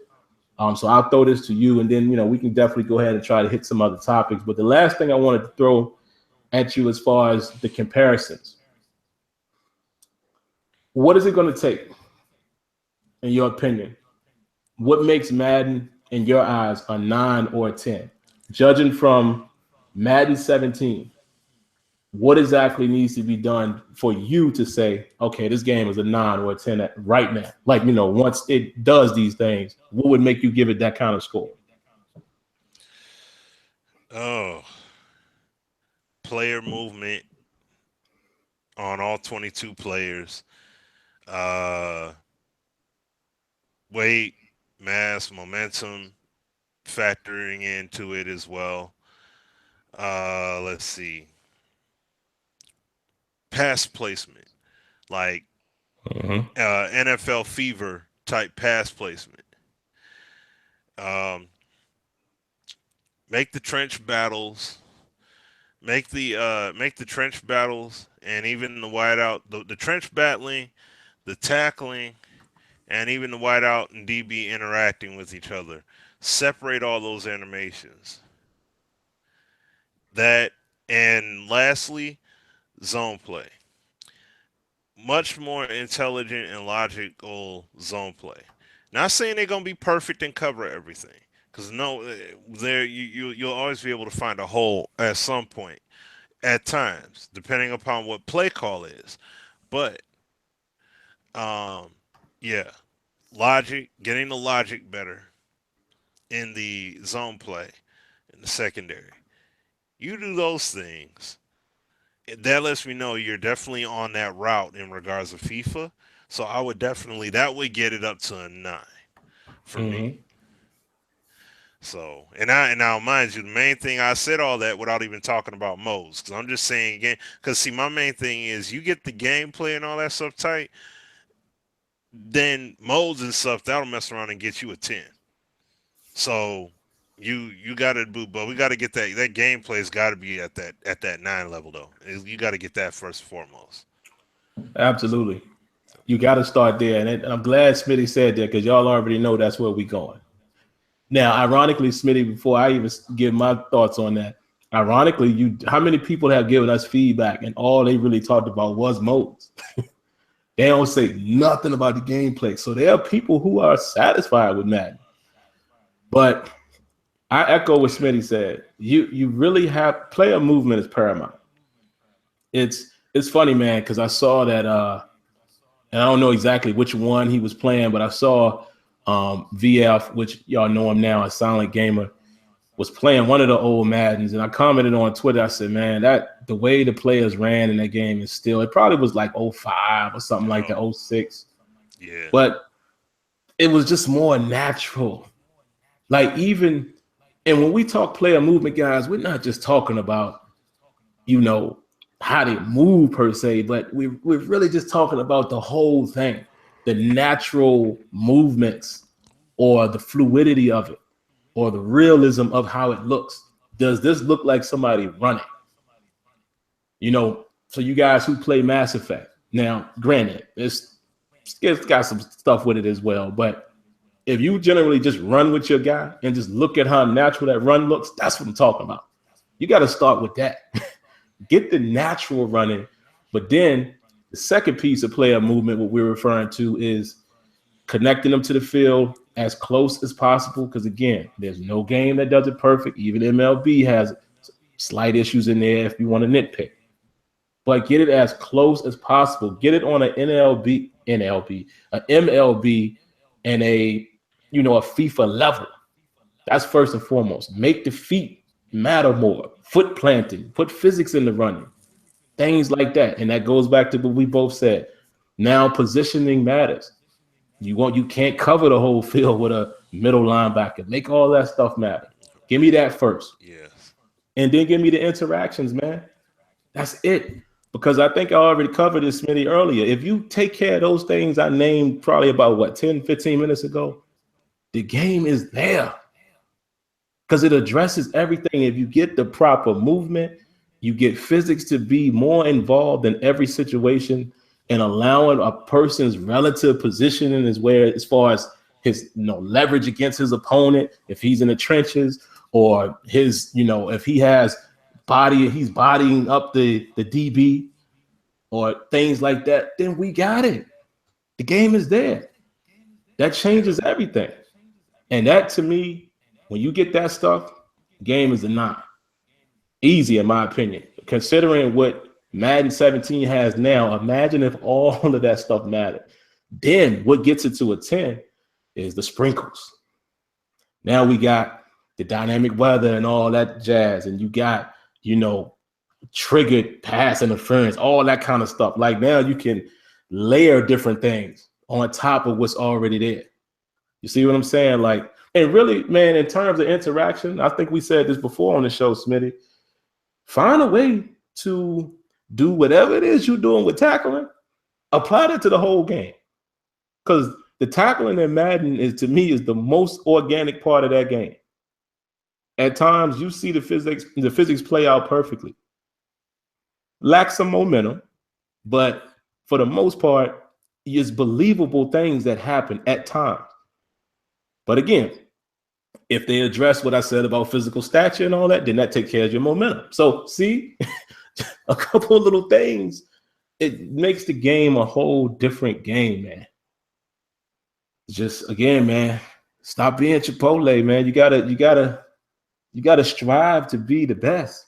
You want to be that authentic Mexican restaurant. You don't want to just be Chipotle. And there it is, man. So that's our thoughts on that, guys. I think we'll see. Let's leave you guys with that. We'll see, what Madden 18 has to offer, 19, and we'll see. Is all they need to continue to do is this. You got to keep trending upward. And I'm going to say something here crazy, Smitty, that I know some people ain't going to like. But I got to agree with what Smitty said about modes. I'd rather see this gameplay. Gameplay got to get there.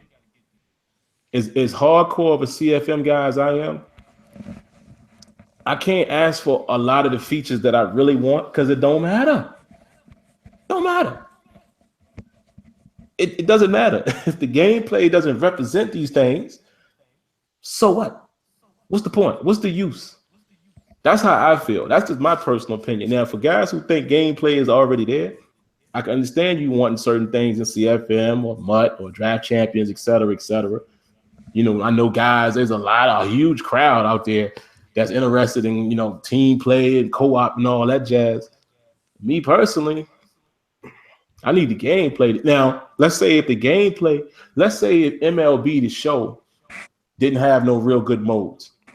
So let's think MLB The Show 17, but without great modes, without Diamond Dynasty or a solid franchise or Road to the Show. You know what I would be saying on this show right now?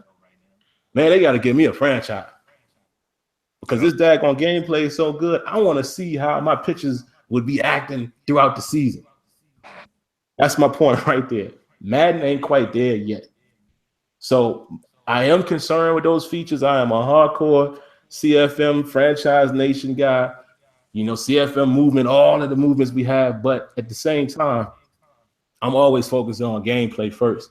And to me, if it takes getting the gameplay paramount and holding off on some other things, so be it.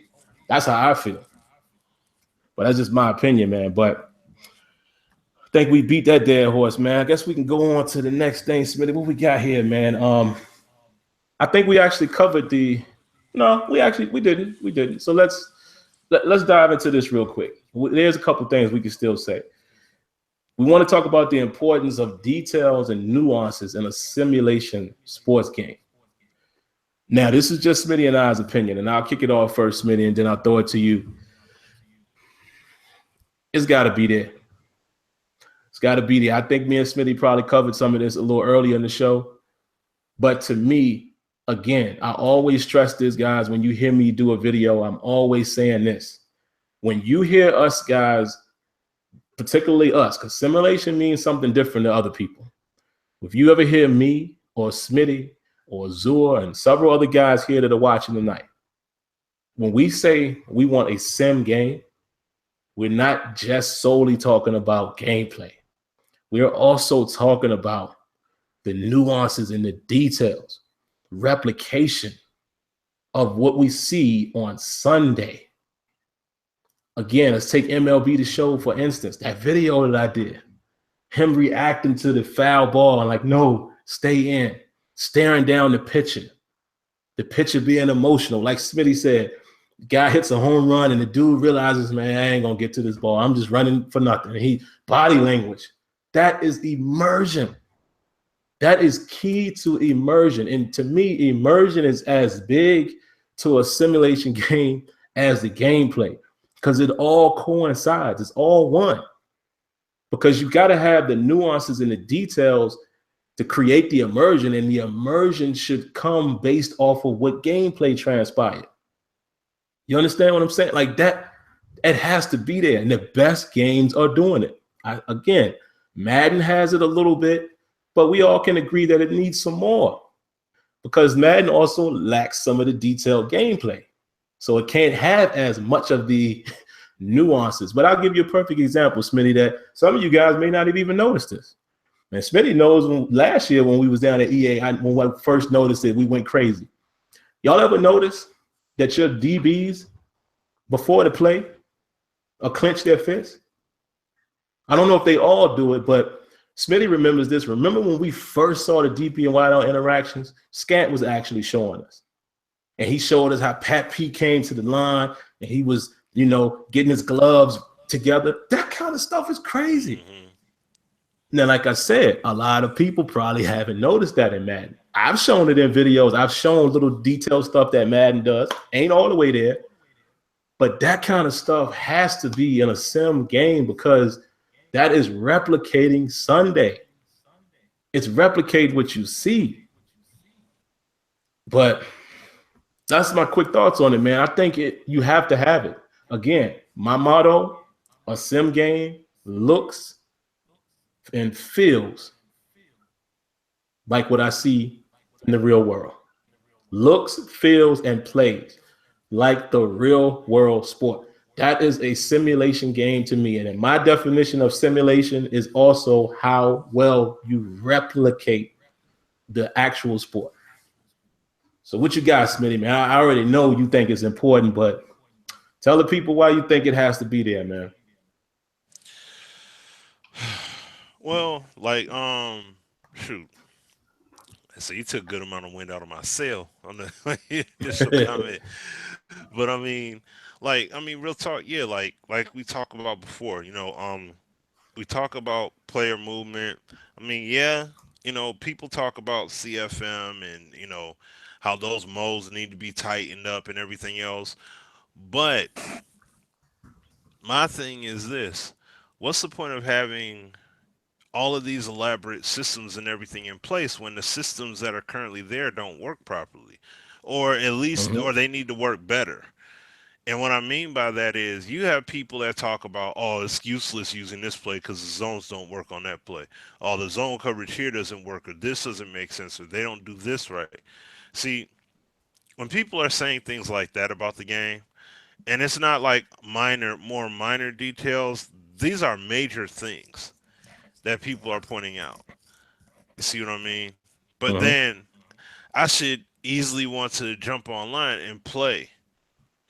Not online. If I'm on online CFM, that's one thing. But if I'm playing offline, it should, whatever it is that's going on in game, it should make me want to keep playing.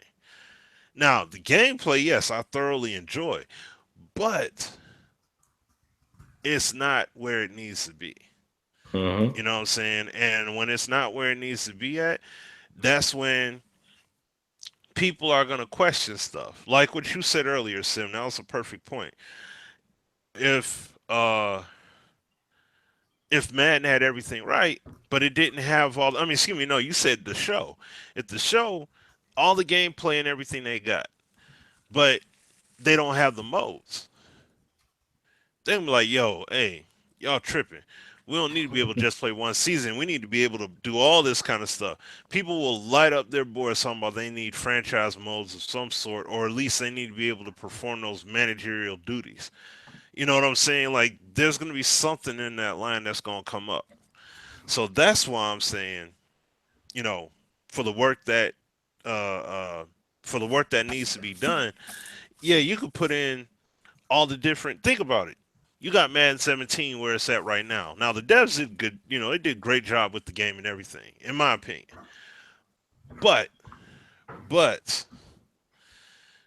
they do this elaborate system of salary balancing and capping and front loading and negotiating and people doing holdouts and all that. Now, how many people are really going to be fully immersed when the gameplay doesn't really, the gameplay right now isn't hitting on that level for you? If the gameplay isn't reeling you in, and what I mean is, and this is the other part that goes along with it. You play the game, but then now you go to the mode, you go into the menus, and you got all these menus you got to sift through, all that stuff you got to do, right? Now, when you got all that stuff going on, I'm like, some people are going to lose interest because, I'm tired of navigating. I'm just going to sim it anyway. I'm not going to do this. I'm not going to do that. It doesn't matter. You see what I mean? People should be invested by the way the game plays to the point where when they go into that additional mode, they're that invested because of the functionality of it. They're deeply rooted in terms of what's supposed to happen or what needs to happen.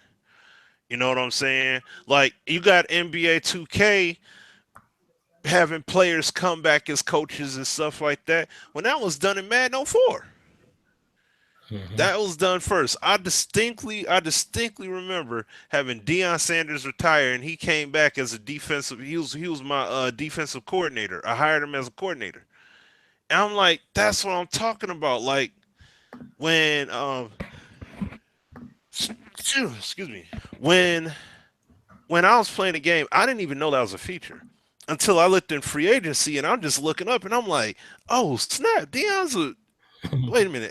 I'm thinking it's for a player because it said he retired, and I'm like, oh, he came back to keep playing. No, like, I can bring him on as a coach, or I could bring him on as a coordinator, and it was just crazy. Yeah, Contractual holdouts and stuff.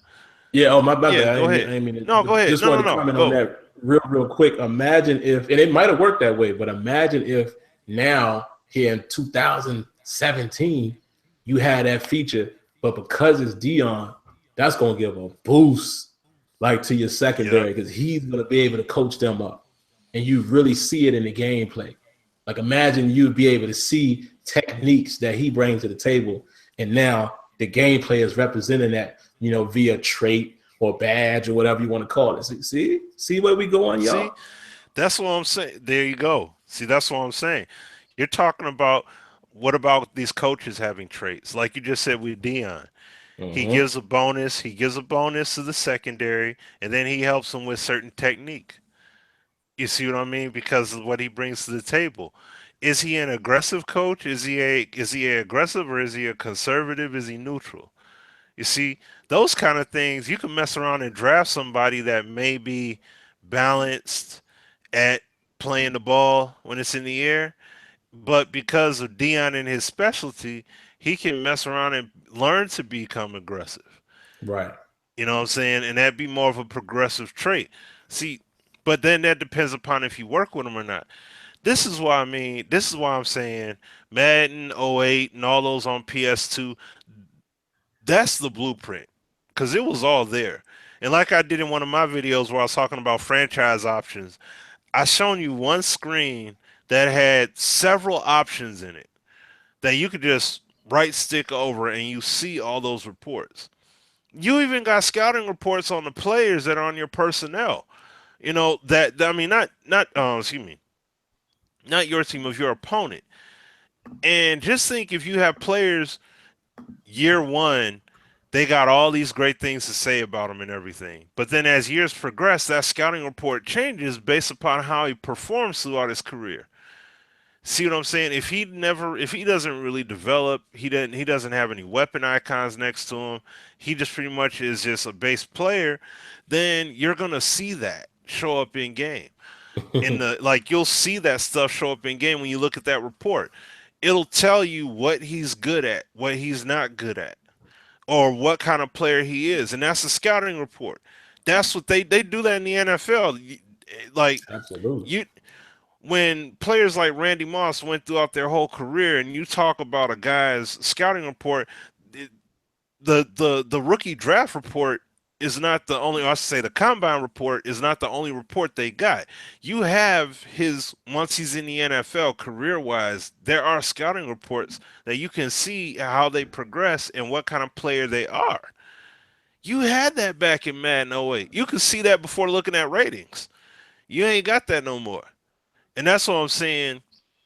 You need that kind of stuff back into the fold there because that adds that immersion level that we all need back into the game. Like it definitely supplies that. So, but I'll throw it back to you, bro.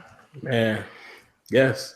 I mean, that's it, man. And y'all see how we easily we ain't even do this on purpose, but you see how everything starts off at, hey, the game is it's Chipotle. But if it want to be authentic Mexican, it's got to add all of that stuff. But even what Smitty is saying, none of that matters if the gameplay is not stellar. If the gameplay doesn't represent these things. So you got to start with gameplay. Absolutely. You have to start with gameplay first. Then you can add that sizzle, man. So again. Right. And that's what. Yeah, go ahead. No, I was going to say MLB The Show, all these modes and options. Who's going to give? Just think of their gameplay. Think if their gameplay was not up to snuff, or think if their gameplay was on the level of Madden's. Who would want to play a retro mode of Madden in their game? And they did that back with Madden 09. I think they put it on the disc or whatever. You could play old Madden or whatever. It was like 2 older versions of Madden that came with it that you could play. But my point is that when you do something throwback, you see that Ramon and the team didn't do something like that until they got to this point. They done all this work, all this yearly build-up, and now it's like, hey, y'all, we hit y'all with this retro mode in here. It's a lot of fun, actually. Like, they're just now doing that kind of stuff.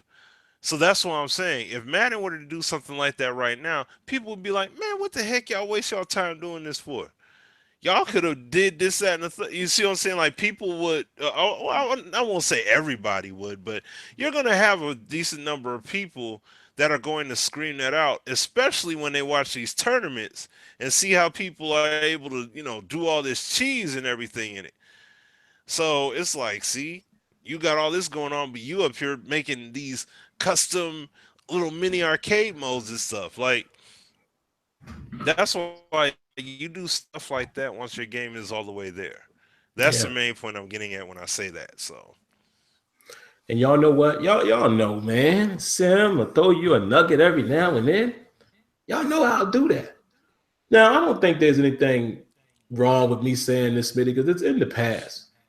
And again, a lot of the things that I throw out there, Rex has referenced it. So I don't think there's no harm, no foul in this situation as far as NDA and stuff like that. But I'm going to do this for y'all. Now, I see a lot of people saying, and even me and Smitty have said it, the game needs more individuality, personality, and all that. Yes. Would y'all believe this, right? Y'all heard Rex say, remember that interview? I think it was in mine, but I want to say it was one of the ones he did with Hip Hop Gamer when he said, we know we need to go after X, Y, and Z, player likeness, person. The one when he said bells and whistles, once they get everything together. Would y'all know that there was a time in a game within the last year or two that player likeness was going to be a huge focus? Would y'all believe me if I told you that? Y'all, you wouldn't believe that, right? But do you realize, do you know, I ain't going to say realize because y'all don't know this. And again, I'm giving you a little peek of some of the stuff that we talk about behind the curtain. You know why it hasn't happened? Because Rex said the game ain't there yet. We ain't at a place where we can do that yet. And he actually said that to us. And if you listen carefully, he said that in the public. So I always want to educate you guys with that because Smitty knows this. He feels the same way. Azure knows this. And I know I always share this with y'all. We try to be, not even try. We are always going to be the guys or the guy that you guys and myself included used to look for before I was in the Game Changer program. I always wanted a guy to tell me what's going on. I don't want to just hear, oh, here's the new Madden, and I don't want you to just go to E3 and give me videos, which I appreciated it. And again, this ain't no knock or slight to anybody in the past. I'm just saying, I was always like, dang, man, I wish it was somebody that could give us a little more inside information. Because remember, at those times, devs weren't doing that. Now, shoot, if I wasn't a game changer, all I got to do is rely on my boy Rex. You know what I'm saying?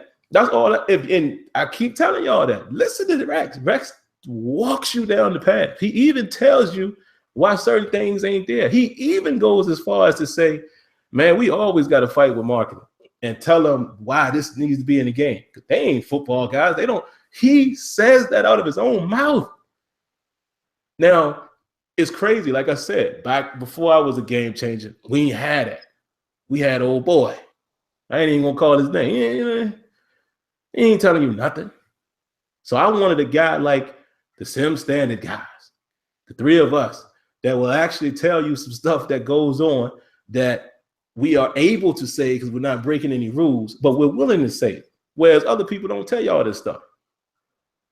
Keep y'all informed the best I can. Again, I can't go too far, but that would shock y'all to know that, right? And it actually, I remember it was supposed to be a part of the plan.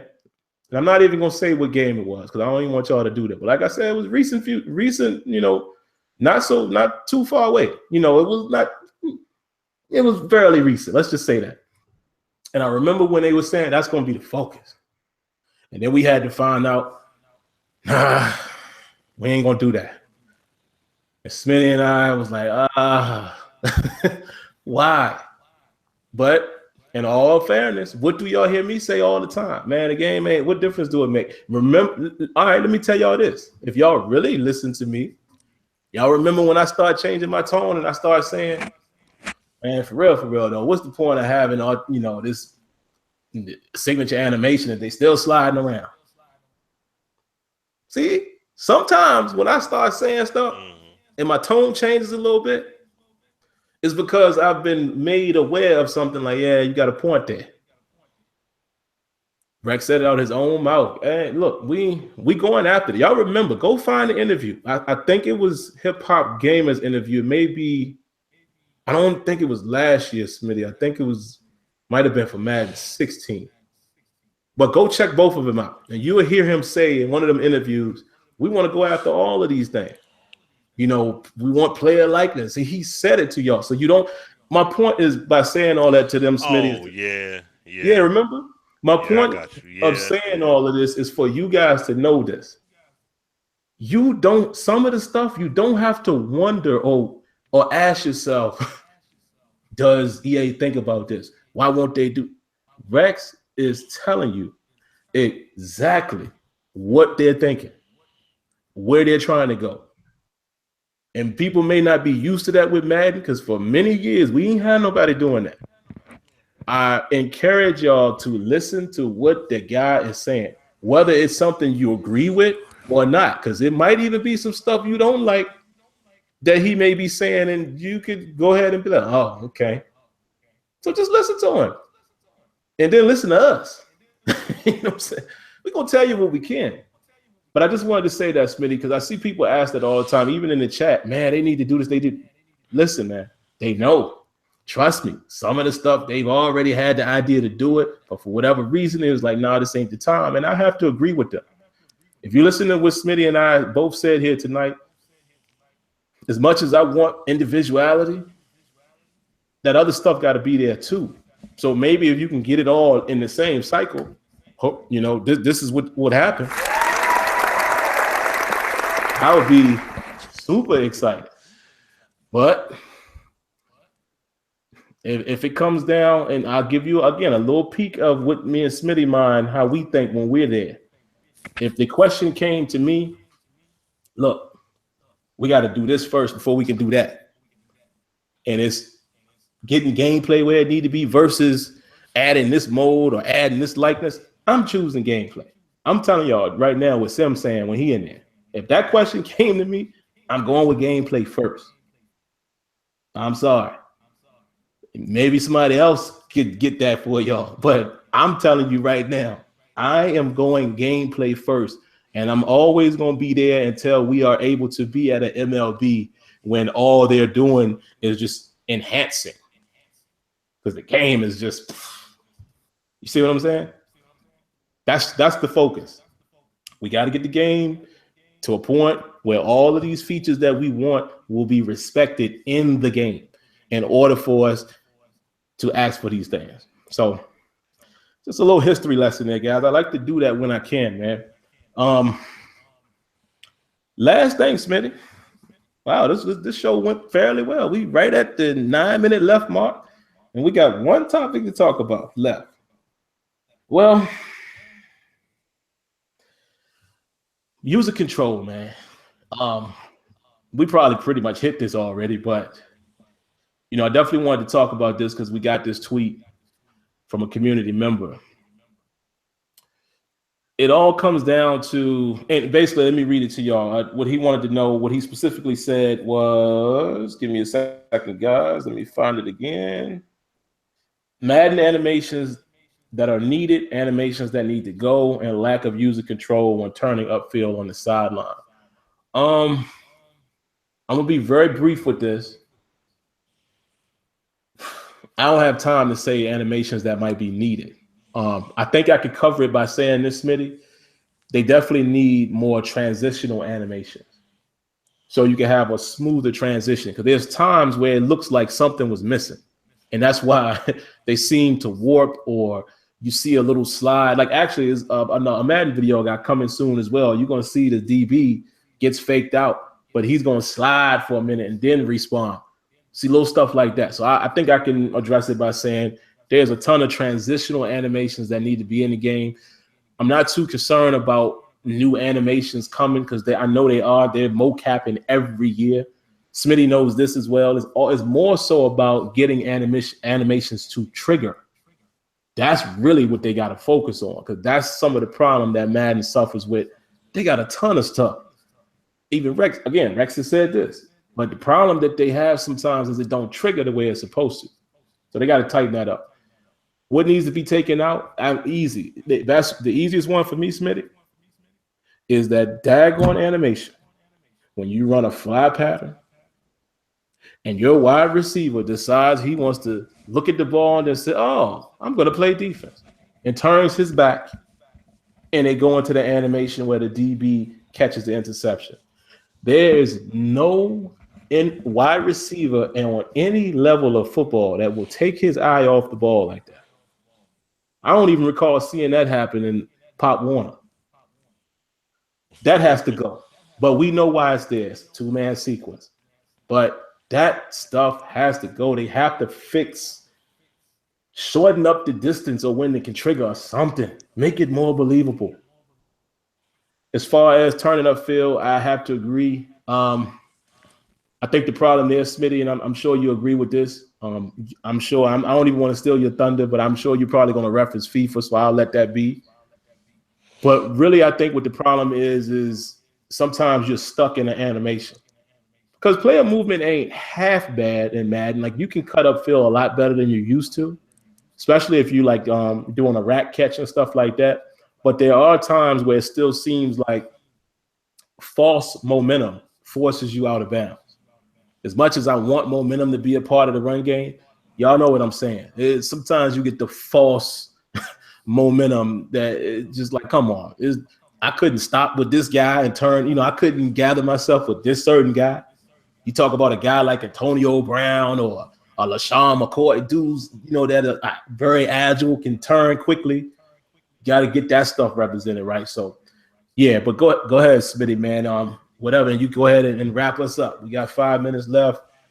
Give your thoughts on that, man. What animations you think they need? What animations need to get out of here? And, what about that lack of user control when you're trying to cut upfield? Well, shoot, pretty much everything that we said, like what you just said, it still does bring it to that same point, because FIFA had everything that was needed, like all the requirements, everything that was there, like I said, from player movement to the animations that play out between you and the defender. It's like, even though you're jostling and bumping and things like that, you still are in control. You're not losing control. You can do everything. Madden, as soon as that sequence initiates, all control goes out the window. See what I'm saying? Pass interference is their animation sequence, so it's like we're just gonna make this event happen. Back in Madden PS2 days, if you just nudged somebody while they was running their route, they threw the flag. See what I'm saying? So it's like, and when it happened there as well, it wasn't because a particular animation played out. It just happened.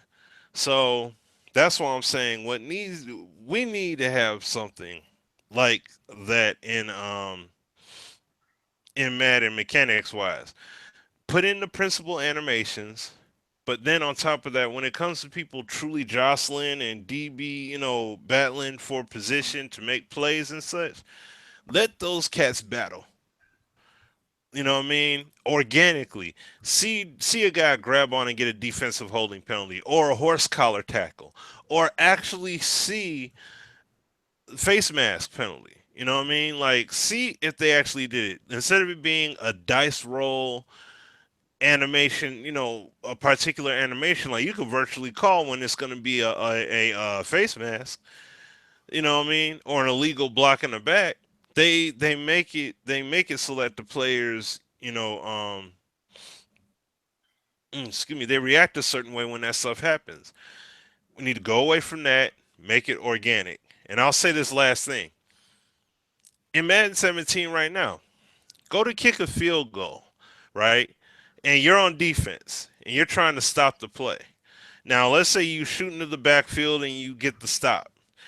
You go into the instant replay, that lineman, that old lineman that's blocking or that's part of the sequence, you'll see him legitimately reach out and put his hand on another defender trying to block. It's like he's trying to block two guys at once with one arm over here and the other one here. How come we don't have something like that in Madden right now? See what I'm saying? Where guys exhaust their effort to block, like, oh, I'm going to try and block him. I'm going to try and block this guy. But then somebody slips through. But you see them give that effort. We don't have that in Madden.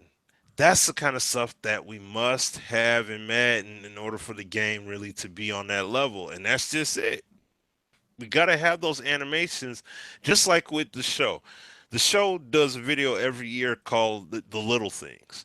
They have all that intricate detail about the stadium, player celebrations, all that stuff.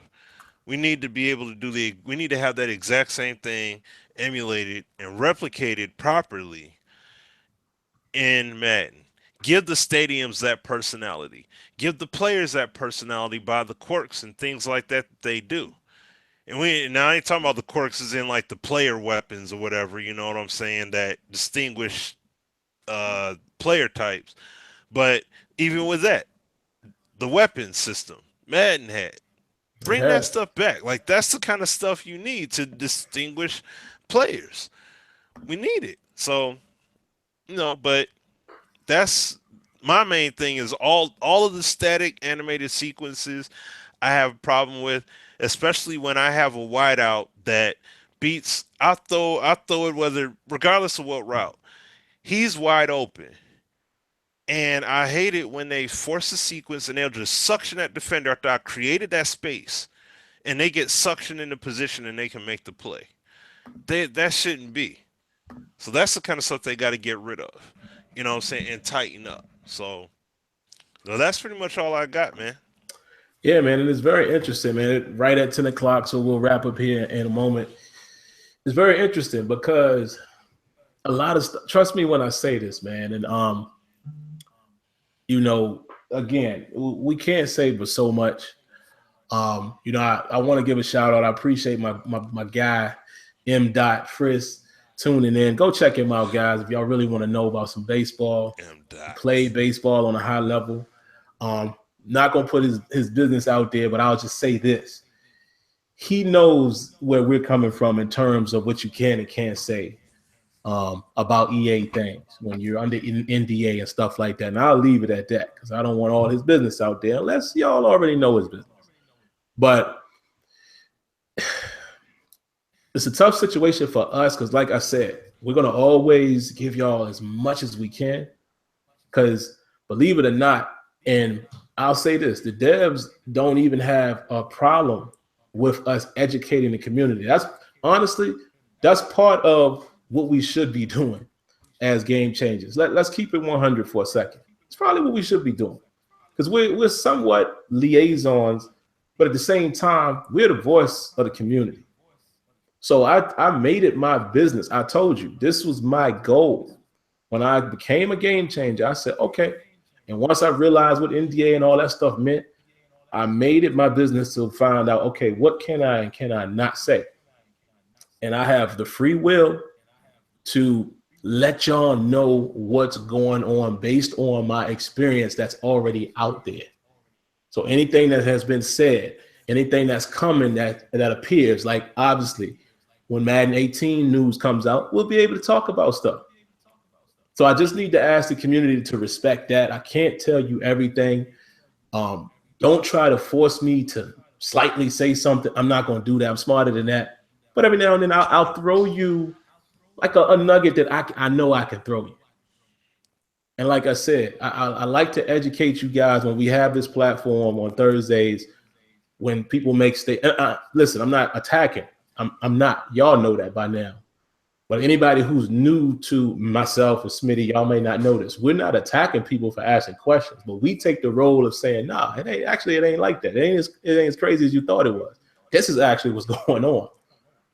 Again, if you don't believe me, look up an interview with Rex Dixon with Four Verticals, I think it's called. All Verticals. Oh, yeah, the Four Verticals podcast. Four Verticals, yeah. Yeah, Four Verticals, yep.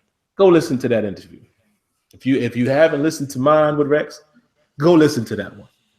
Listen to both. Yeah. Listen to both. Real talk. This is what I'm trying to tell you. You will know exactly the mindset of development and marketing if you listen to what the man has to say. But like I said, when we have these opportunities where I wish it was like this for 2K and other games. Because I really would like to be able to get some questions answered at 2K. I don't have them connects. You know, I know people there, but I don't got it like that. So all I would say to end it, man, is let's keep this movement going. Like I said, we are a part of a culture. We're not going to call it a sim community. No, it's a culture. This is a movement. Let's be about improving this game. Continue to give your feedback and trust in us to educate you on the situation, whether it's good things or bad things. Because if anything bad turns up, better believe we're going to give you them thoughts on that too. Mm-hmm. But this is what we got to do. This is all we got. You know, I hear people always ask me, Smitty, man, they should do it. Somebody else should make I get it, but it ain't happening. And even if it does, come on. What makes you think, okay, let's throw you this one. We'll end it with this one. Let's say there was competition. What kind of game do y'all think Madden would be? Sit on that for a week till next week and then holler at me. Think about that. If the developers want to do what they have to do. And you've heard a developer say himself, man, sometimes we got to convince so-and-so why this needs to be in the game. What do you think would happen if there was competition? Do you think, I'm speaking to those who think Madden is not where it needs to be, do you think it wouldn't be where it needs to be if there was somebody else out there that pushes the decision maker? I'm just saying. So when we're so quick to say somebody else should make a game, listen, EA got that. They got long money. let me let you know that. They are a big company. Trust and believe, if there was threat, I'm pretty sure they would be able to go blow for blow with anybody. Because I'm just saying, and again, this is not a slight to the devs or nothing like that. Y'all know that. I'm just saying, we gotta, that ain't gonna happen. So we gotta start. Some of you guys waste too much time on that. Let's just focus on changing the agenda of the corporate suits. Us as a community or movement need to continue to force their hand to allow the devs to do what they need to do. That's who you need to fight, not the developers. Go ahead, Smitty. Especially, I was just say, especially at this point, we ain't talking about Madden 09, 10, and 11. We way past that point now. Right. So if somebody else came into, I mean, I know we said back then, like, oh man, they just come out with a game, they'll have it. At this point, it's too late for that. It like over. It's, I mean, Madden has kept moving, and we've said this progressively, especially after we started going to the studio. We was like, if somebody gonna come in, they better come on, because let these dudes keep coming up. It's gonna get to a point where it'll be too late. And at this point, it's too late. We spoke to Ramon. We met him at E3 a few years ago. Go on, tell him, was Smith. like, tell him. we told, we asked they don't always believe me for some reason. Go on, tell him, Smith. Yeah, no, like we asked Ramon, like, straight up. He was in the Madden booth, and we straight up asked him. We was like, why won't Sony get involved? Like, they was like, it costs too much money. It costs too much money just to buy in on the license by itself. It's too much money. Plus, it's not a worthwhile investment to spend the money it would take to do that and to do. He's like, no, it's not worth it. It's not a worthwhile investment for all that they would need to do just to get up to snuff. We was like, oh, okay, all right, well. Yep. So, and that's the guy that's in that. So I'm pretty sure he's heard some ramblings and stuff. He may know of a rambling or two in the building back then, That's why they ain't involved. And I'm like, Sony, I would love to see Sony get back into the mix. And that's why. So if they're not going to do it, what makes you think 2K going to put all their marbles up when they're being upheld by one title? And I'm talking about their sports game division is being held up by one game. Yep. See what I'm saying? So just... Yeah. Oh, Smitty got frozen, guys. I don't know what happened, but it seemed like he froze for a second. So I just want to follow up with what he was saying, and then, we can wrap it up because if he doesn't return.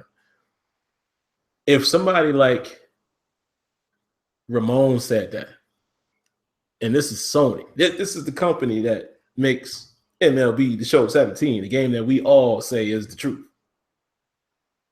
I'm sure they feel like they can make a solid product, right? But if you hear somebody like that say, man, it ain't worth the investment, that's acknowledgement that they know for certain it's too late. We've been out the game too long. Now, not just gameplay-wise, which I still believe if another company, even a Sony or 2K, tried to make a game, it still would take them a couple of years. Because it ain't like they haven't been working on the game for 5 years. It still would take them a few iterations in order for it to be something. Let's just be real. But what they're probably looking at outside of gameplay is like, Madden is too big. It is too big now. Because who are the people that you're going to pull away from that? It ain't us. It ain't the simulation crowd. You know, you got to worry about those others, the multiple people who love the game currently or play it competitively or, you know, play the final on NFL Network. You know, it's too much to fight against. So that's the reason why we continue to tell you guys, ain't happening. It's probably not happening. I think it's a bit too late. There was a window of opportunity, but now that Madden is whether you want to believe it or not, it's starting to trend upward. They got a team in place who is about football, but they need our help to convince the bosses to open the wallet a little more. But I think other companies realize that, like, nah. Because from the way I hear it, man, you know, other opportunities could approach and try to get some of that if they want it. It's just too much. So that's why we got to do what we can, man, to try to make this game better. And we're going to keep doing it, man, until, you know, there's no reason to do it. But I don't feel that way. I think the game will get there. How soon and when is going to depend on a lot of different things. Us doing our part, as well as helping the developers go to the higher ups and say, listen, we got to get this. So there you go. But all right, guys, this was I believe this was a good show, man. I appreciate everybody who came through. Appreciate all the guys who came on to the show and gave their thoughts. And we always appreciate all of your comments. But yeah, that's all we got for you, man. So we'll catch you guys next week. You know, hope everybody has a nice, safe, and comfortable weekend, so to speak. And we'll see you guys on Thursday. All right, guys. Peace.